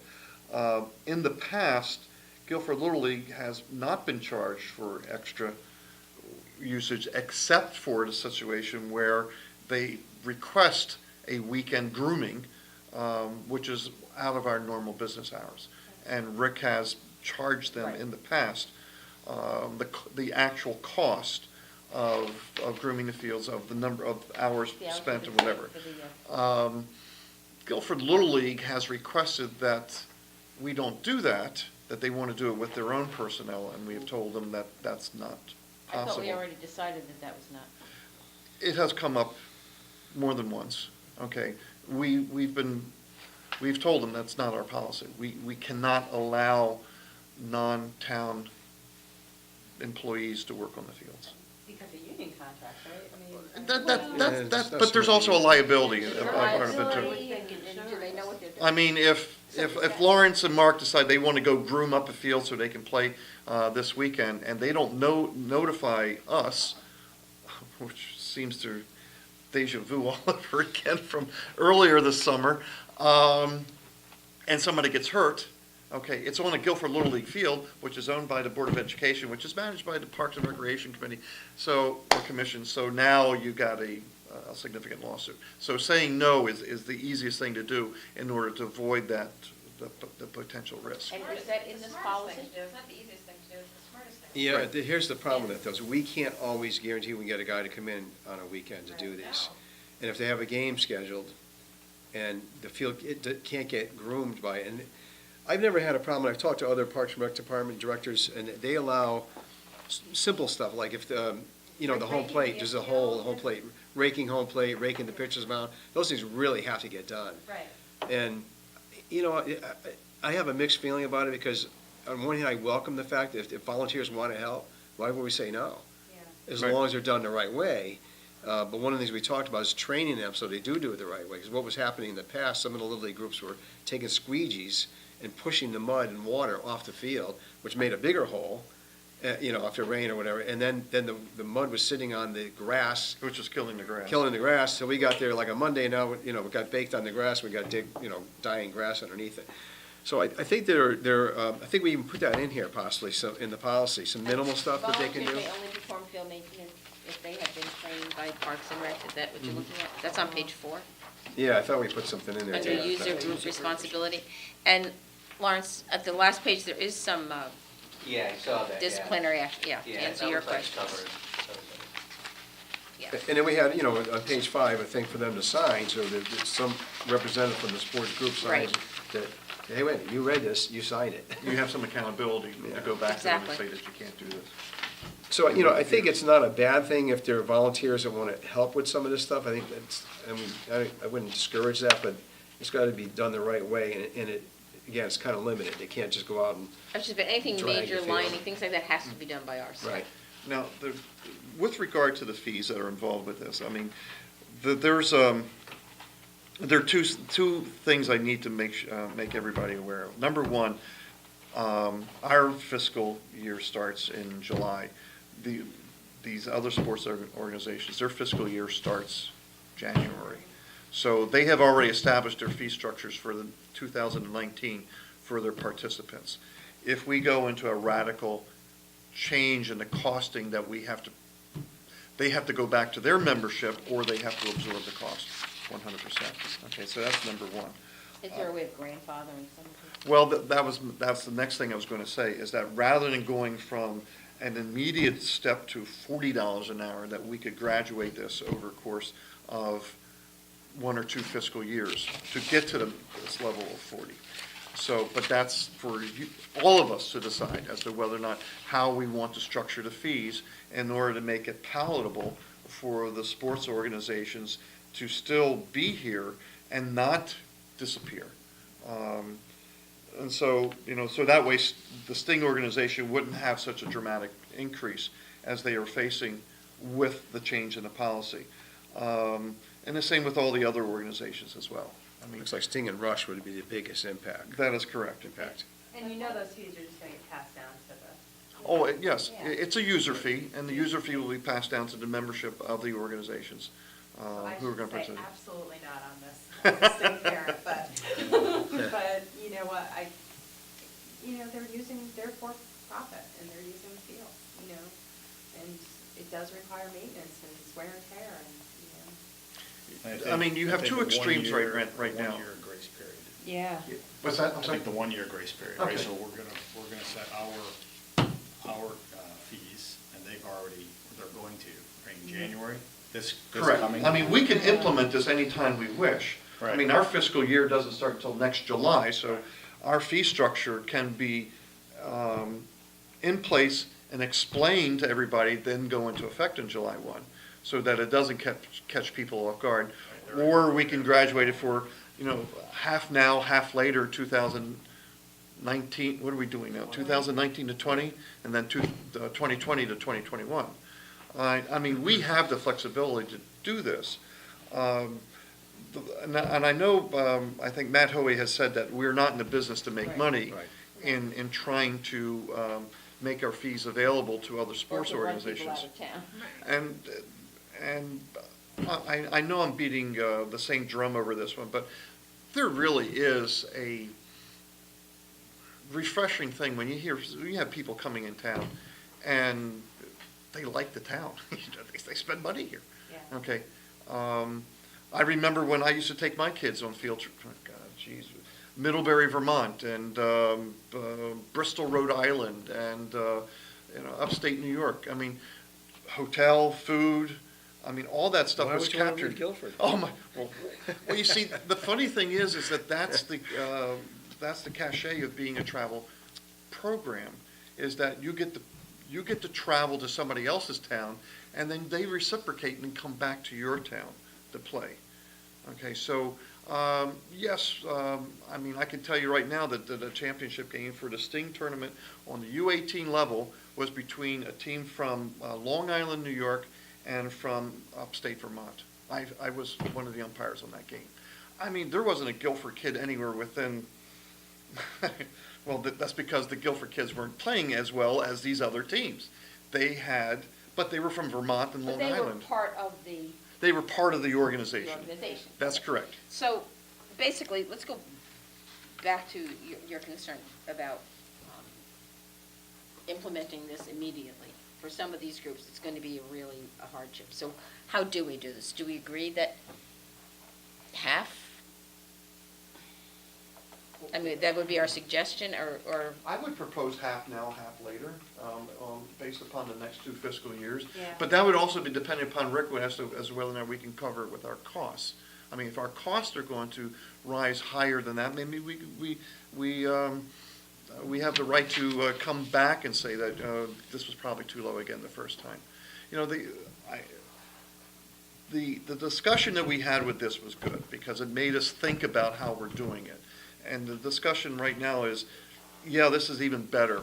We're going to be able to maintain the fields and make sure that they are in proper playing condition so that we can still have these teams come from out of town to play here. so could we suggest that perhaps we ease it in by, for these people that are going to see these huge increases, by half and leave it at Rick's discretion to work with them for the upcoming year? Well, when would the fiscal year and all this you're talking about? I mean, are they signing up now? Oh, they've already, Yeah. they've already selected their teams for the spring? Oh, yes. Fiscal thing, would you say in July or something? No, Or our like- fiscal year is in Our July. fiscal year starts in July. July. But we this can way, they already implement have this cash flow anytime. coming in because they have to schedule tournaments. That's So, correct. So, I know that because we had this last The weekend. sports teams are Yeah. already sending out their invoices to their parents as to how much it's going to cost for your child to play on that travel sports team for the upcoming 2019 season.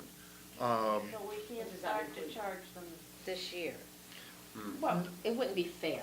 I don't, I think Rose is right. I don't think it would be fair. I think we need to notify them before Yes. January of this year, okay? And then wait till the next year to enact it. So Rose, you had originally talked about, like we did when we did the first field policy when Ken Mulvey was chairman, of having a meeting with all the end users, review this with them, allow them to have input on it, and then make a final decision from that. Do we still want to do that? I would think that's probably a good way to go. Yeah. I would ask 2 things. 1, put the priorities on the front page.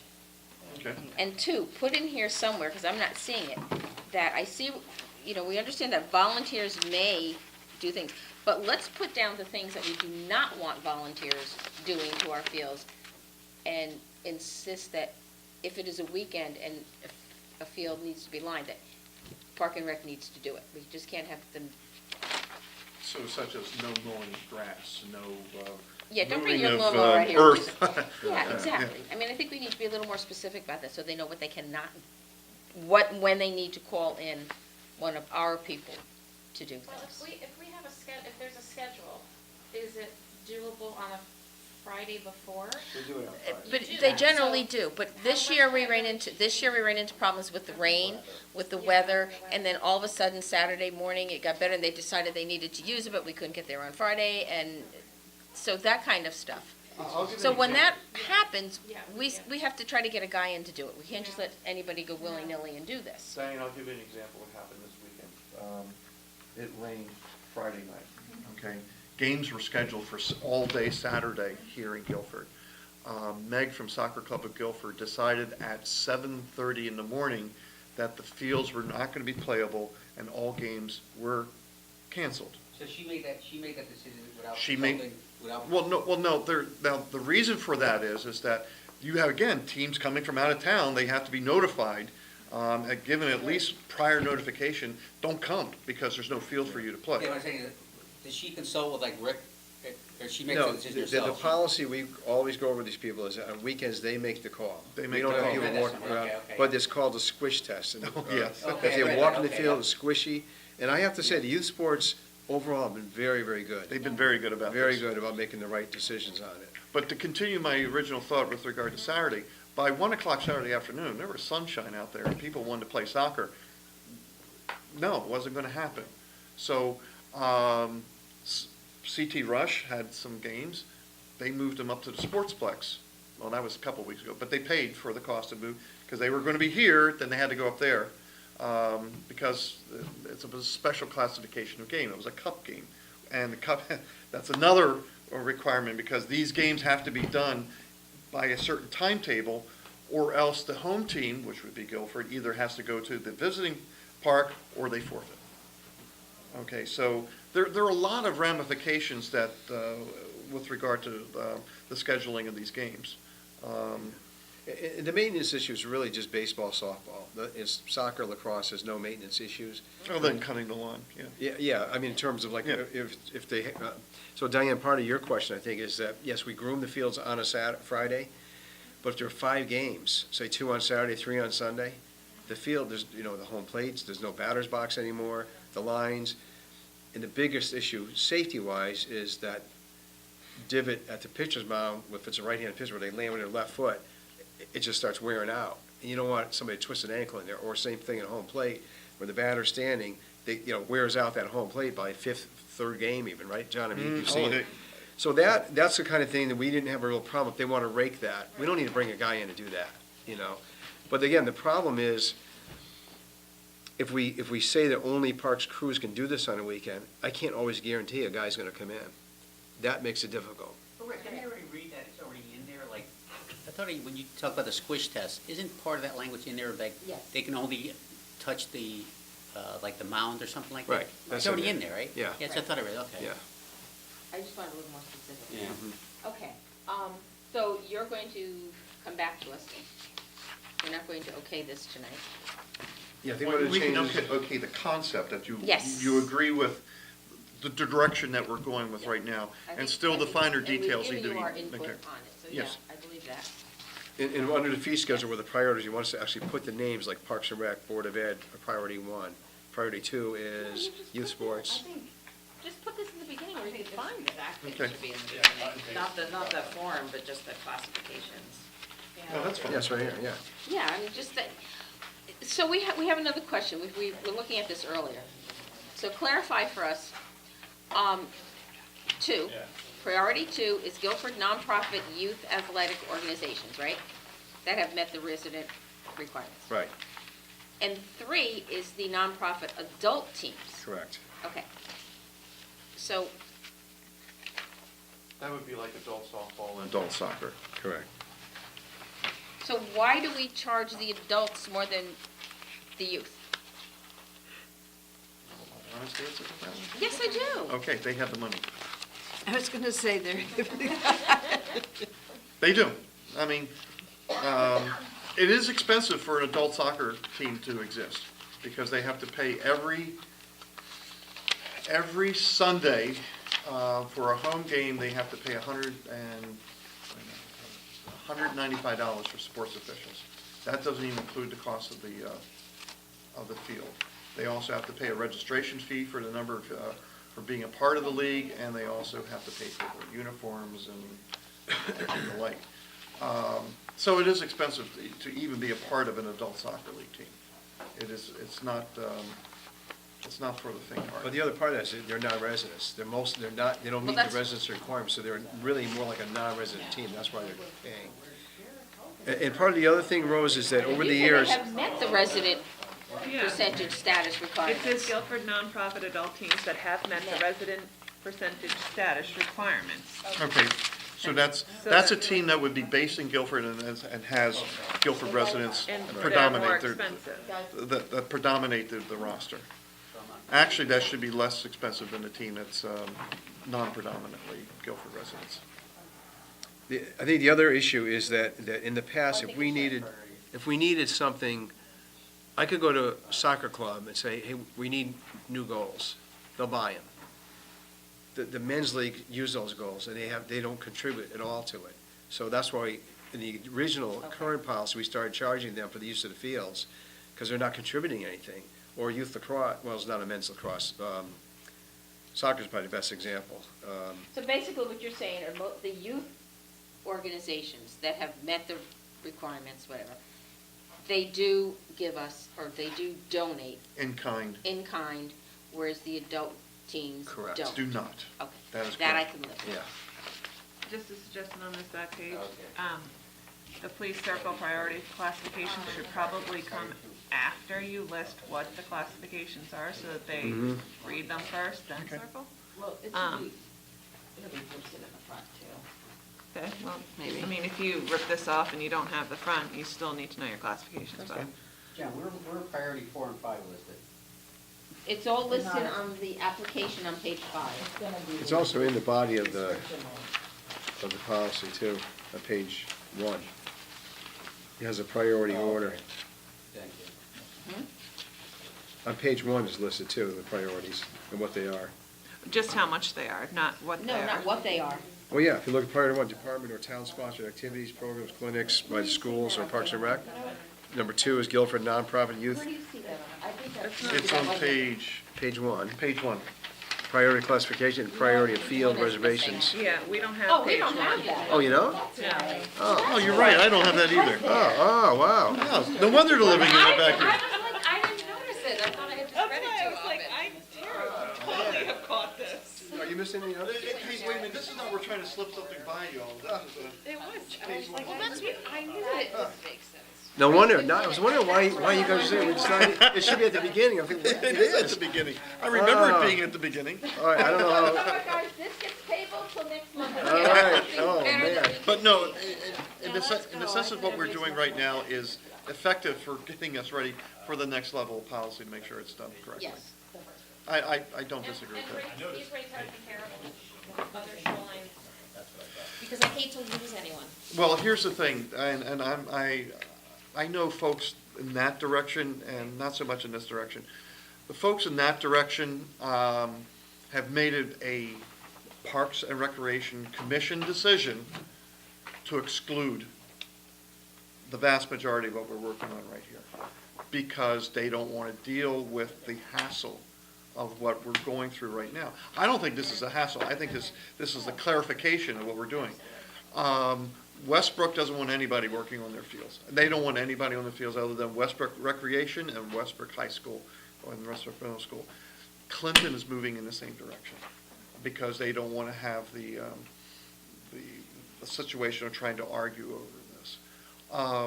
I think the way that we have managed it in the past has been fine. I think the way that we're just fine-tuning the way we've been managing it. And yes, there's going to be an increase in costs involved, but at the same time, our costs have increased as well. Okay, but you're right, we don't want to be in a situation that we raise the fee, like I can tell you, I'm not going to tell you which town, but one town told me that we raised the fee so high, nobody wants to play here. And that was there, just like if we would say that we don't want anybody to use Lake Quantapug, we could raise the out-of-town fee so high that nobody would show up from out of town.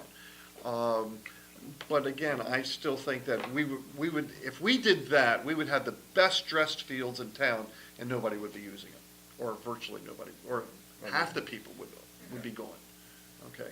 Because you know what, you lose Well, if Clinton's not going that way, I know their recreation soccer is weak.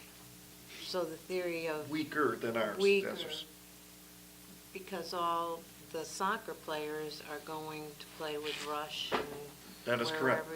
wherever else. I mean, it's what your philosophy is you're gonna offer to the town and to the kids in the town. Is it recreation, or are you gonna offer it so that you can become a pro? I mean, am I making sense? No, when my kids played Guilford soccer, Soccer Club of Guilford used to be the only premier program on the shoreline, other than South Central program, which was based in New Haven. When my kids played, Soccer Club of Guilford had a requirement that if you are on the travel premier team, you also had to play in-town rec. They were combined. They're losing, I mean, some towns are losing that, but it's where their Right. philosophy and what they want. And that's one of the things that Guilford Little League has done, is that they had their own independent baseball league, and they folded that back into Guilford Little League in order to get the kids, instead of being exclusive and elitism, now they got them back in working with the regular kids again, which is the way it should be. Yes. I mean, you look at like the sting program, I mean, there was a need for it, you know? I mean, the girls didn't have any options. You know, they have a few, you know, 8 weeks of middle school play, and then that's That's it. it. You know, I mean, so there weren't any options. So actually it filled a need, you know, that doesn't exist in a rec setting, you know, for But I think the so. committee has worked hard to make sure that we don't lose a lot Yeah. of these other programs. Oh, So I absolutely. think that's part of what they were Yeah. talking about. So I think, all said, we're pretty good on that. I think we just need to be fair. Okay. You know? And I think that's what they Absolutely. really tried to do. Yeah. I mean, they've been working on this a very long time, so Good I job. think they did really try to be fair. We're not there yet, but we're almost there. You're getting there. We are and it's- hitting the You're doing home great. stretch. And I think we have to thank John Haskell. I was just gonna say, thank everybody who Yeah. has worked on this. It's Yeah. been, John Hess and Mark Donovan were the two members of the Standing Fields Committee who we've been working with. And, you know, we were not in group think. We were not all thinking alike. I mean, there has been divergent opinions about how this was going, and all of that have merged into a more workable document than when we started originally. Yes. The first document was, what, 12 pages It was long? very long, yeah. Yeah. It was extreme. I said it's gonna be unmanageable. It was unmanageable. Yeah. all right, let's move on to our capital budget. All right, thank you for all that discussion.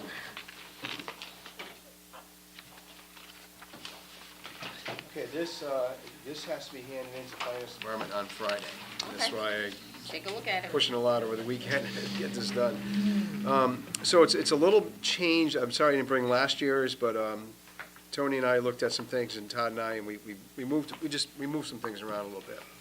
So I break it down, when we hand it in, they just want to know, what are we doing in 2019, what are we doing in 2020, and whatever. But I break it down by projects versus equipment, so we can talk that way. So the first one, projects, you know, we have put in a couple times irrigating the Adams Little League fields. They've been turned down.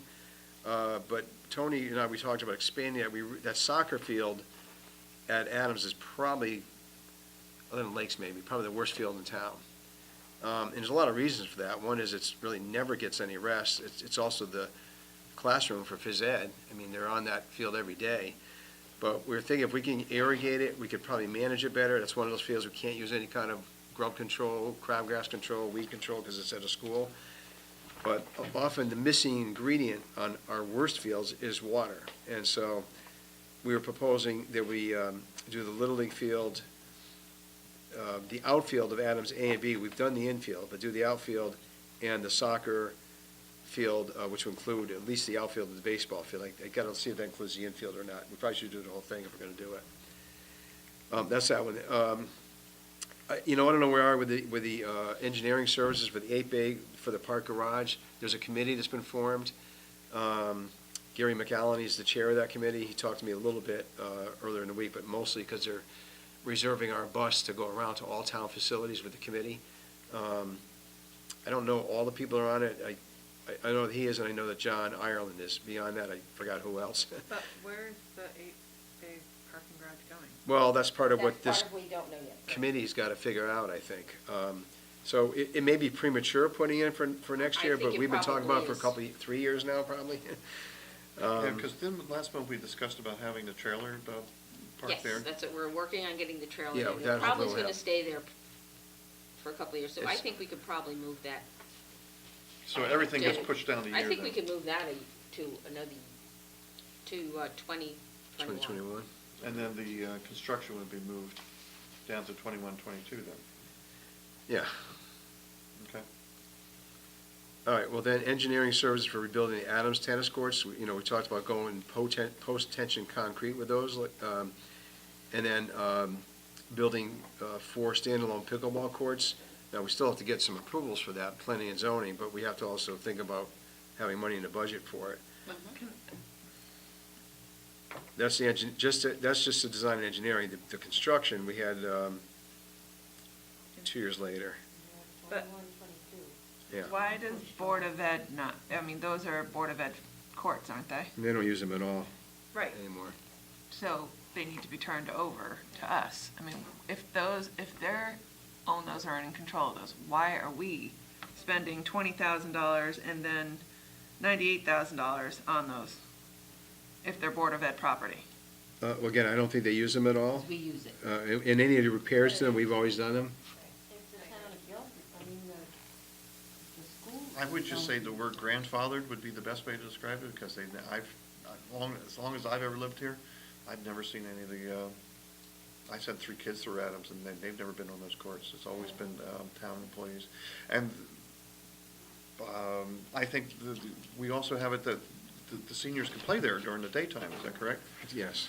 Right, So- but I'm just saying for logistics, like someone could come back at us and say, if you get a new Board of Ed, okay, you got a whole new group of Board of Ed, and they take inventory of what's theirs, well, those are ours, get off our property. Like, we just spent We'll just roll. $118,000 on your property, and We have plenty of paint. We can paint a line across the grass and tell them, you But I stay mean, over it's there, just- we stay over here. it's just like why I brought up Cox, Upper Field. Yes. If we're the only ones using it, why is it Board of Ed? So if we're Right. the only ones using the tennis court and we're gonna invest $118,000 in it, we'll turn it over. There's certain things that are just historical. I mean, we're an old town. We got things that have just been around since, I know, I've lived here my whole life. since Frank Larkin was, I know that the high school uses the tennis courts for their classes, but Adams hasn't ever used them. No. That I know of. But So that's it's what- there so why should the Board of Education pick up Adams? Well, I'm not saying for them to pick it up, I'm saying for them to hand us over the property and say that they're really ours, because why do we pay for the high school if the high school is using it? It's Board of Ed property. But hey, that's just me, whatever. it's just a family squabble, that's all. Well, it's just today. No, yeah, today. Money out of our budget. Let's put it on, 7 minutes yes, videotape. 7? Okay, let's go real All fast. right. So, okay, so then 45,000, that's the number we got from Colliers. That's the company that did the ground to roof, survey of the building. And that's redesigning, and replacing the ceiling tiles. You asked about that earlier, Rose. Yeah. That's in there for the Guilford Whitfield room. And then the field committee had asked us, the high school sod field that's used by, the high school football team, youth football, youth lacrosse, the drainage in that field is terrible. And it always has been, ever since it opened. So we talked about, I got this quote from a company today.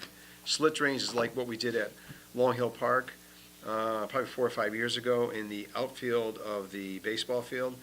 It was very, very effective in getting water off that field. It really, really worked. And so we were looking to do that on that field to make that more playable than it is right now. A lot of times it's closed because it's so wet. Yeah, we went out, you could see the difference. You walk the fields, Yeah, who had this, where the split drains were and where they were not. right, at Long Hill. Yeah, right. you could, That's the squish test. like night and day. It's a big difference. So it's effective. And then, part of the 5-year plan we had, it's been in here for maybe a couple of years, is replacing the 5 boilers here. They're going to be 27 years old, I guess, by the time we do it. And something Steve Neidorf, our facilities manager, suggested, the company that we had, we don't have them now, but that we had for the HVAC work, they said you really got to think about replacing those.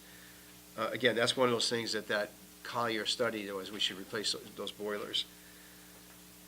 So that's year one. Okay, what if we took a quick break at the end of year one, and we will come back and finish up? Well, can we just do the equipment budget for year one? We're gonna run out of tape. Okay. It's our longest meeting in a long time. So we're going to It's gonna continue take the some, meeting too? Yes, he's just gonna change the tape. Oh, Yes? Okay. Yes. I I'm have to gonna just say, leave. I have an issue because I have an 8-year-old at home and my husband needs to go pick up my kids. And he's leaving in. Am I recording this live on TV? Okay. And I have to be Tara. at the No, polls but at he has to leave at 5:15. 8:40. Over that one. Okay, do you want to go and do the equipment, or you want to do all of the capital? Whatever way you want to do it. All right, let's do all capital at once, and then we'll do all the Okay, equipment at once. projects How's that? projects first? Yeah. Okay, so 2021, replace the synthetic turf carpet at the high school stadium field. It was supposed to have been done this year. It got pushed out of the budget. I didn't put it in for next year, to the point John made earlier, is that hopefully this summer, the new synthetic turf, you can't have them both out of operation. Right, exactly. Yeah. So something's got to get pushed back. So the Right. new one has got to get redone. And then, so that would put the existing, the stadium field back a year. Hopefully, we can make it. I think, as John said, if we continue grooming it, and we have to occasionally replace some of the seams, you know, it's an 8-year warranty. We're in 11 years right now. Okay. And it'll be 13, 14 years by the time we get there.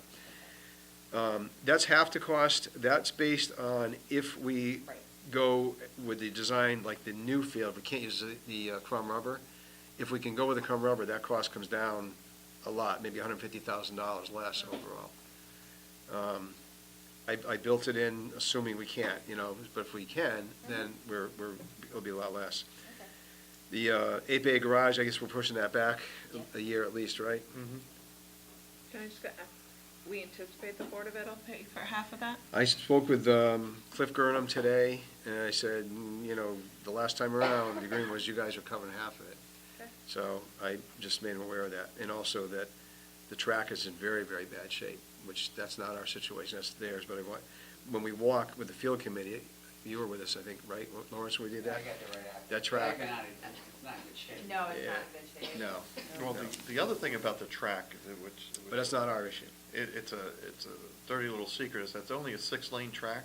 Yeah. Because it's a 6-lane track, we cannot host any tournaments, state tournaments, or it should be an 8-lane All right. track. There's no We lane. digress, let's go back to this, because it's getting late, guys. Okay, so, and then irrigating the sod, the lower field at Cox, that's a recommendation from the field committee. So that total will be a lot less if we're taking that $1 million out of there, but we'll bring the 80,000 down to there. Right. So we'll retotal it later. So 21, 22, that one will go up quite a bit if we put the garage that year, and then rebuilding the tennis courts and pickleball courts at Adams. Installing the slit drains at Long Hill Park. We were just talking about how that worked very well, but we only went to the outfield of the baseball field. Youth football uses that field, you know, in the fall, that's their only space, and there were a lot of times it got rained out or couldn't use it because it was so wet and soggy. We just asked them to stay off it, so they had a lot of cancellations this fall. So it would be continuing what we started there. And then the community center here replacing the air handler units. There are 4 of them. And that's basically what keeps the air moving around in the building. But again, they're original, so it'll be 28 years old or 9 at that point. 2022, continuing window replacement. We did 26 windows, which was part of the state, or not state, but the town's energy efficiency grant. I'm assuming we're not gonna still have that then, so I just put in the full amount. That could change, but again, it's kind of put it out there that we gotta remember to do it. Does Eversource provide us with any type of energy? That was part of efficiency? what we did. I think it was something through that. Through some program. Eversource, Yeah, okay. yeah.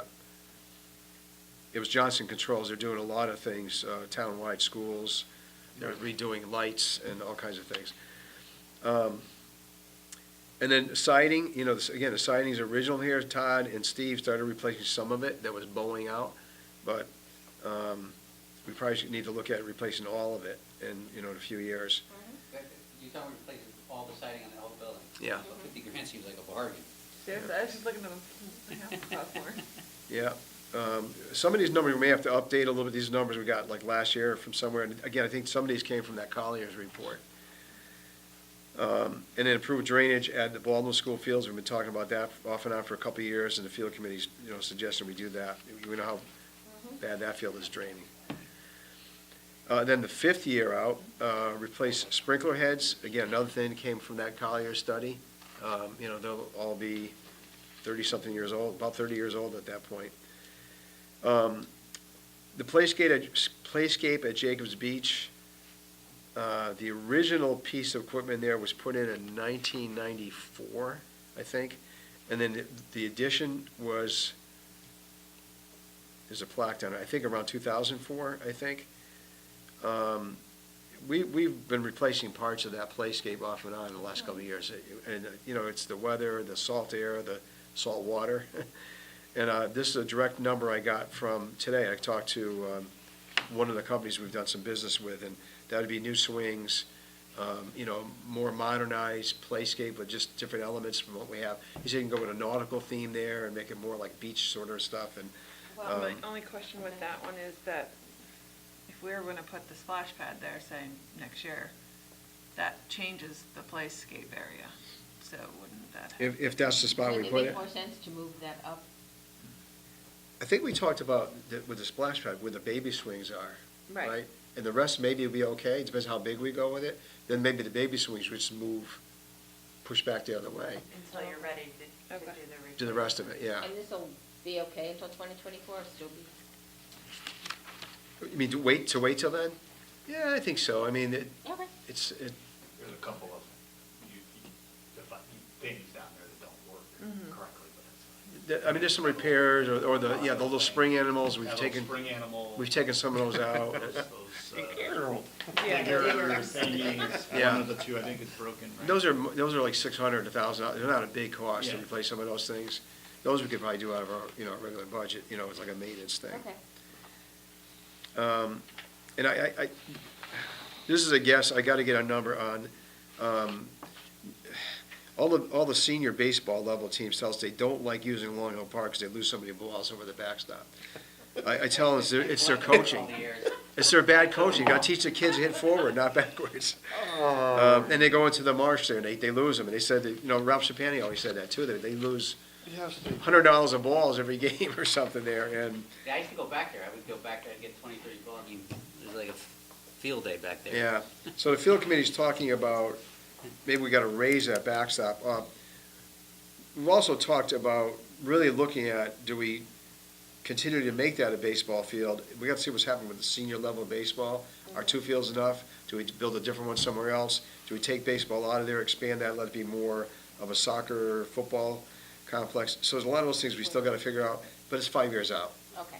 These are not locked in, they can change every year, but it's kind of a bookmark saying, hey, we gotta think about this. Okay. But that number I may have to update a little bit. Okay, equipment, these are pretty much cut and dry. Tony and I went through these things. I don't know if you want me to go through them all, but, the 6-foot mower, snow blower attachment, that's replacing one, it's a 1999 Toro, so it's 20 years old. Wow. The bus, so we just did replace a bus, but we still have 3 other ones that are getting older too, and we gotta keep up with those. And so, that would replace the one that's a 2008 model, so by the time we get it, 13 years old probably, but it's not the age so much, it's how many miles are on it, the wear and tear. Does the New Haven Transit District sell surplus buses? We used to get them through them, but we get these for a great price. We're only paying 20% of the cost. It's through a grant with the state.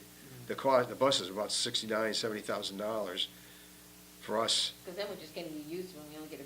We get a brand new. Well, no, I'm just saying the state is broke too. I didn't know if they would still continue this program. They are, yep, so far they still are. Okay. All right, so this is probably the biggest conversation is the last one, the New Way rear load refuge body. This is probably more of a conversation, I put it in there, you guys can decide if you want to take it out, but probably more of a conversation next week.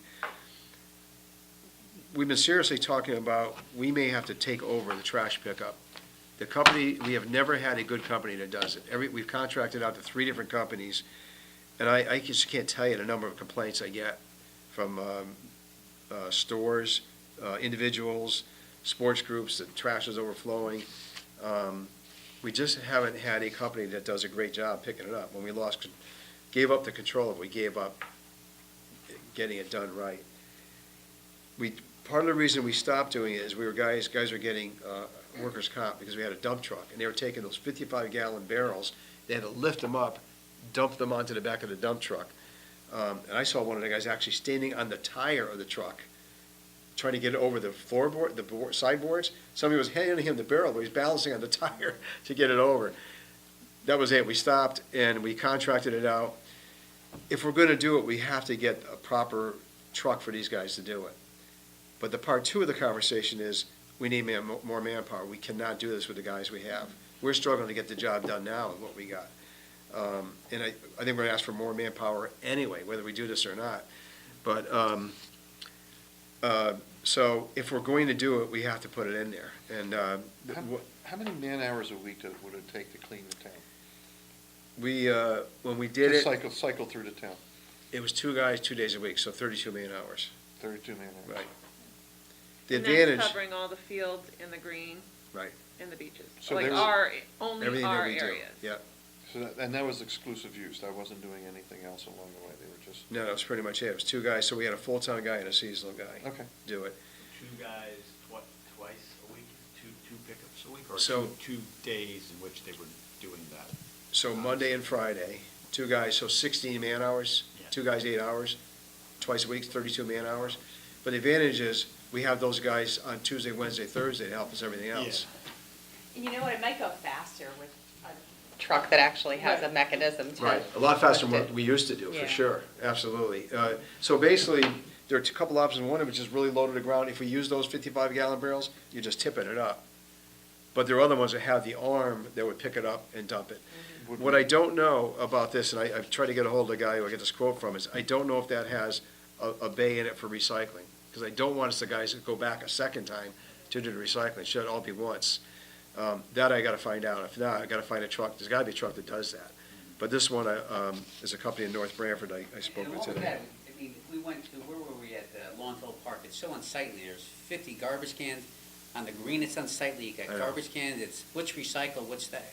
And I assume if we do it ourselves, we're gonna clean that all up. We're gonna clean it If up. you look at green here, it's like, okay, where do I put my recycle, where do I put my garbage, there's cans, it's, The other problem is the company that we have, Yeah. they leave them all in one spot. And we got them on wheels. They're supposed to bring them back and spread them around. They don't do it. Longville Field, it's so unsightly. Right, Like I they're all in the said parking last lot. time, in Japan, you take your garbage home with you. And as a Boy Scout, I would tell you, take your garbage home with you Well, too. If we were That's to another- move that direction, like after the Spooktacular, that was on a Sunday, would we change the guy's schedule and say you need to come in Sunday afternoon? We just would get Or more we're barrels. just- We just put more barrels out when we have an event like that. Now, so this is just for the truck, that wouldn't, we would still have to buy the barrels though, wouldn't we? Well, we have about 100 barrels that we own that we could probably use.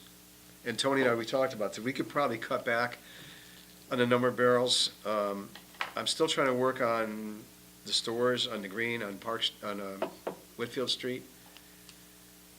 You know, I get the complaints all summer long, trash coming out of those barrels, because they're little. They're those little metal barrels. And I talked to Brian McGlone about this, and I'd be happy to meet with the shop owners. I said, why don't we try not even having them? Right. People are pretty good in Guilford about not leaving coffee cups on the sidewalk. Let's just try to eliminate them. Because they don't like the big ugly barrels, I agree, I understand, but what's worse? The big ugly barrels that have trash in them, or the little barrels that have trash coming out all over the top? That's really ugly, I think. So, I mean, Again, we talked about too, the store owners helping to pitch in, it's in front of your store. right. you're getting the business, they have dumpster, you know what I mean? So it's Right. kind of like, has to be a team effort, I think. I think if we It's try not just eliminating it our for season, responsibility and we to- have some on the green, I think people go across to the green and put the, I just think it would work better, but, I'm not trying to equate us to New York City, but I worked down the city for a long time, and you, as a shop owner, were responsible for your sidewalk in front of you. And you had to, excuse the expression, you had the sanitation police come around, and if you didn't have your sidewalk clean or your gutter clean, you got a citation right there. I don't know if we do anything like that in this town. But it is a responsibility of the shop owner to maintain the public access that's in front of their building, including snow removal. It shouldn't be all on Park and Rec, I mean, that's. I agree. look, You have to be 24/7. I mean, not that we're not New York City. I know. But when it's busy here in the summertime, and the amount of traffic and people, I've seen the garbage cans overflowing, it's unsightly. it looks terrible, doesn't it? It's just- It does. You And there are can't be times, manning Well, a no, I mean- garbage can 24/7. Yeah, this. I know, they're we- passing we them back to not only us. have to convince town hall that we need a truck, we need to convince them we need an employee. Now, this is gonna be really hard, so I think, let's try and do this first, and then if this doesn't work, then we figure out what else we can do. I mean, we're coming up with alternatives, but let's see what we can, let's see if they're gonna buy this first before we worry about anything else. we gotta go back to Then we'll go back contracting and it talk out or about it, because something, we're, you know. Yeah. I guess that was a long time on that, but it is an important issue, I think. No, we have no, to it is decide. important, absolutely. And I've been documenting, all the times that I've contacted the company. I Right. have pictures of stuff that hasn't been getting jumped, and I have them folded. It's getting Well, very then we thick. should, we can, when we present this, we'll have to talk about that. Yeah. So 2021, replacing the Jacobson mower, which we had in this year's budget, it got pushed back. Tony thinks we're okay if we go back one more year, he thinks we can be, again, the trash truck is a big driver here. If we're gonna do the trash pickup, we really gotta get that next year. The mower, we're willing to put back another year, and the public works guys are good about trying to keep it up, keep it going. A roller, we have a little 1-ton roller. Tony was suggesting we get a 2-ton roller. It's just the 1-ton just isn't heavy enough to do. We use it on, if we put sod down on areas and it's like wavy, the roller is to level it out. The edges of infields, where we get that lip, the roller, the 1-ton just doesn't do it. A heavier roller will help us flatten that lip out. It just would, we use it at the bocce courts to roll those. So, Would we get rid of the 1-ton? yeah, trade it in, it's get the also, it's like a 2-ton? 1992 or something, it's very old. And very small. And then the tilt trailer would be a trailer for that roller. You have to have a special trailer to haul the thing. And it's a pretty small item. And then a mower, 6-foot mower to replace the one that's a 2000. Top dresser, I think that's the first piece of equipment the field committee helped lobby for us to get, 1997, so it's gonna be 24 years old roughly. So it just needs replacement. This is the only truck we have in the next 5 years, because all of our truck fleet is after the ones we just ordered today, got approved for today. We're in pretty good shape for the first time in a long time. Our trucks are in pretty decent shape. So the next one would be the F-350 pickup, which will be, it's a 2005. So it'll be, 18 years old roughly by the time we get it, replace it. The pickup truck is that to replace the director's truck? No, this is the one that Tony drives. Okay, But the one he drives now is not capable of plowing. We want to get one that you can plow with. okay, but the truck that you drive, what age, That's a 2001. That's one that's got approved today. that's the one, that's what I Yeah. want to make sure, that's one that got approved today. Yeah, it's got big chunks of metal out of it. Yeah, you saw that, right? You don't have to work the road anymore. Looks like Swiss cheese. It's the Fred Flintstone truck. Yeah, it is. I told him that actually today, too.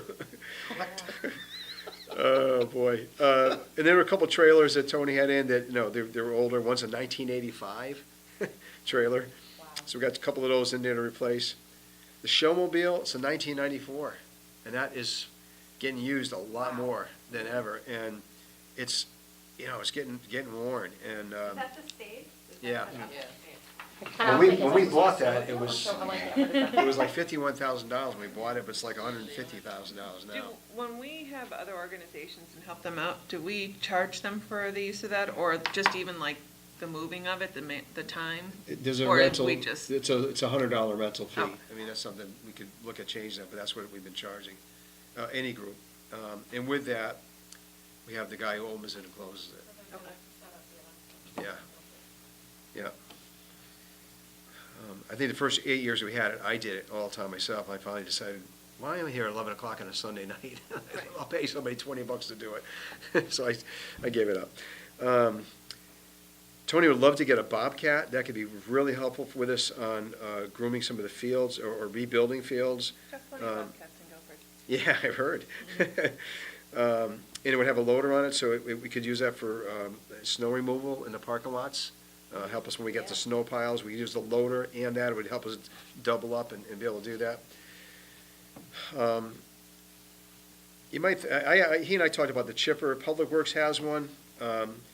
But when we would need it, at the same time they would need it. After some of our, if we're taking brush down or whatever, after a storm in the parks, we don't have one, and they would be using it at the same time we'd be using it. And the Z-Track, that would be replacing the 2013, that would be about 10 years old at that point. And the van is the one that we just recently purchased, a used van for the recreation staff. It will be 20 years old by then. That may end up getting moved up, but again, it's not used a huge amount, just around town. But we just need to put something in the budget to replace that. The Bobcat forestry attachment, Tony showed me a video of this. It was amazing. It's got an attachment that you can use for brush cutting. It's like a blade that spins this way, and you can just go around, thing that's like 8 feet tall. You can go in, it can just knock that brush down. Like a lot of the brush, like around Calvin Lee, there's all these prickle bushes that are on the edges of the field. Right now, the guys have to go in with hand clippers or hedge clippers, and there's prickers all over the place. This would go right in there and knock all that stuff down. So it'd be an attachment that we could use with the Bobcat, and that's 5 years out. So things could change in 5 years. The most important stuff is what are we doing next year? That's what they really need to know for us to agree on. I mean, we can agree on all this, but that's what we really need. I know this isn't really our problem, but I just want to clarify. The monies that we had always put in for Lake Quanapog weed control, where's that going in the budget, do you know? I guess it'll be in Kevin's budget, the town environmental planner, because that comes out of ours. That would be his, Yeah. so we don't have to worry about that anymore. Correct. I've Okay. been told that's not our project anymore. All right, just want to make sure, because I know they were always very concerned. Right. All right, So any what other we're going to vote on right now questions or is, comments on this? I just have a question, so just the foreseeable future replacement of boilers, and HVAC, that's obviously something that we always have to, I know that they're you said they're 26, 27, they're 26 years old. Are they right now in working order, or are you saying, okay. We want to get to the point where we don't get to that point where they don't work. Absolutely. And one thing that we originally had in here was the VAV boxes. There are 26 of them. Those are things that are in the ceiling, all over the building. They're the variable air volume. They control the heat and air conditioning that go into all the rooms.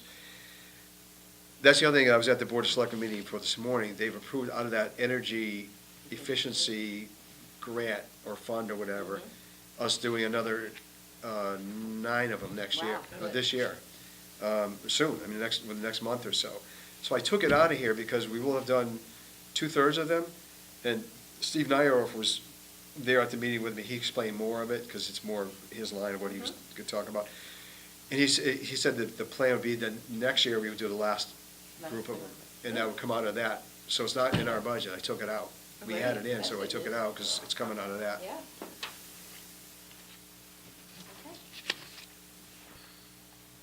So we need a motion to approve this? so we're going to make that The modification, $326,120. so we took the 80,000 out of 1920 Right. for the engineering, moved to the 2021, and then we moved the $1 million to 21-22. Right. Right, so I'll make that change. Okay, so motion to approve this. Somebody? Motion to approve. Second? Second. Any other comments or questions about it? All in favor? Aye. Any opposed? All right. Thank you. Motion to adjourn. New business? Oh, is there more new business? I'm sorry, I thought we'd gone through all our new business. I just have two quick questions. Number one, have we decided on the summer shows for 2019? No, not officially, but the plan that have been talking with the agent I work with is, a lot of this depends on if they legalize marijuana or not. If they do, I'm not doing this, but it's the anniversary of Woodstock, 50th anniversary of Woodstock. So I thought of going with like Santana, maybe Janis Joplin, the Woodstock type bands. Woodstock. Crosby, Stills, Nash and Young, who we had a couple years ago, were really, really good. And there are some groups that just do all Woodstock type music. So I was thinking of that as a theme this year. Did you have some thoughts? Well, no, I've been looking on the websites and I've seen there's Beach Boy, I think we've had them. Yeah. Mhm. Beach Boy, Jimmy Buffett, I saw him live in not that. Neil Diamond. The real one, right? Yes, okay. The real Beach Boys. I've seen them, they're kind of cool. Okay, and anything, what else? Just one quick question. Leet Elementary School got reseeded down by the playground. Yes. Who did that? Was that us? School. No, because they redid the septic system there, Okay, and then they had to reseed that. I think there's a spot where it was sunken. okay. Is that what you're talking about? Well, no, I'm just talking about the fact that they put up a slit fence to keep people off of it, and that was like trying to keep elephants out of the, Oh, I mean, they just knocked it down and walked all over and killed the grass, so I just didn't know who was. yeah, that was a Board of Ed project. That was not done well. Rick, just so you know, there's like some grumblings on social media about a tractor, Oh, parade. yes, I saw Yes. But- A tractor Oh, I heard about that. parade Yeah, oh, for the Christmas, you for mean? Christmas. Alan told me yeah. about that. Yeah. It's probably too late this year because it's all planned out. I should have mentioned that in here. That's really Chamber of Commerce. It's more of a chamber event, economic development, and we're involved because we take care of the lights on the tree. But Brian and I were at a meeting with the chamber reps a week ago, I guess. I mean, there's a lot going on. All the churches have stuff going on, and the different things on the green. There's a lot happening, but I've heard about that, the parade. I think there's this idea that people can just show up with their tractors and go around and like. really? Yeah, like. Yeah, I think so. Electric light parade? Yeah, it's kind of like they don't realize that people need to clean up after work it, involved and there in needs it. to be police involved Yeah. and things like The that. law is, so. as far as farm tractors, Yeah, I you can think. only have them on their foot if they go from farm to farm. Yeah. The only thing I thought of that was cute, was if you did the horse and carriage, or like a Somebody horse and did, wagon yeah. down Broad Street Right. to show them We've the done houses. that before. Like, So- yeah, when I was little, they had that, and they also had the little candle walk. Yeah. They still have the candle walk. I wanted to do that one year. Somebody did do that. I don't know what group did, but I wanted maybe a Parks and Rec thing. And the police department was not too excited about it because of all those people walking down that street. And the horse and the wagon is dark, but it was kind of neat when that was done. They do it up in Sturbridge Village quite They do it well. They do it in Stonington. with the- Anyway, so you may have a group of people coming to you. I'm Show not a up? part of Oh. it. Well, Brian and I talked about that because Yeah. today, and the problem is it's 3 weeks away. Yeah. And Okay. that takes some You know, it's organization. this year. So what we thought is, then if people want to do this, we should get some volunteers next year Next year. who want to work with us on it. I can't believe it's only 3 weeks away, that's scary. Okay. It is. Motion to adjourn. Friday. Motion adjourned, I second it, yes. Second. Thank you, everybody. I've known this grocery shopping.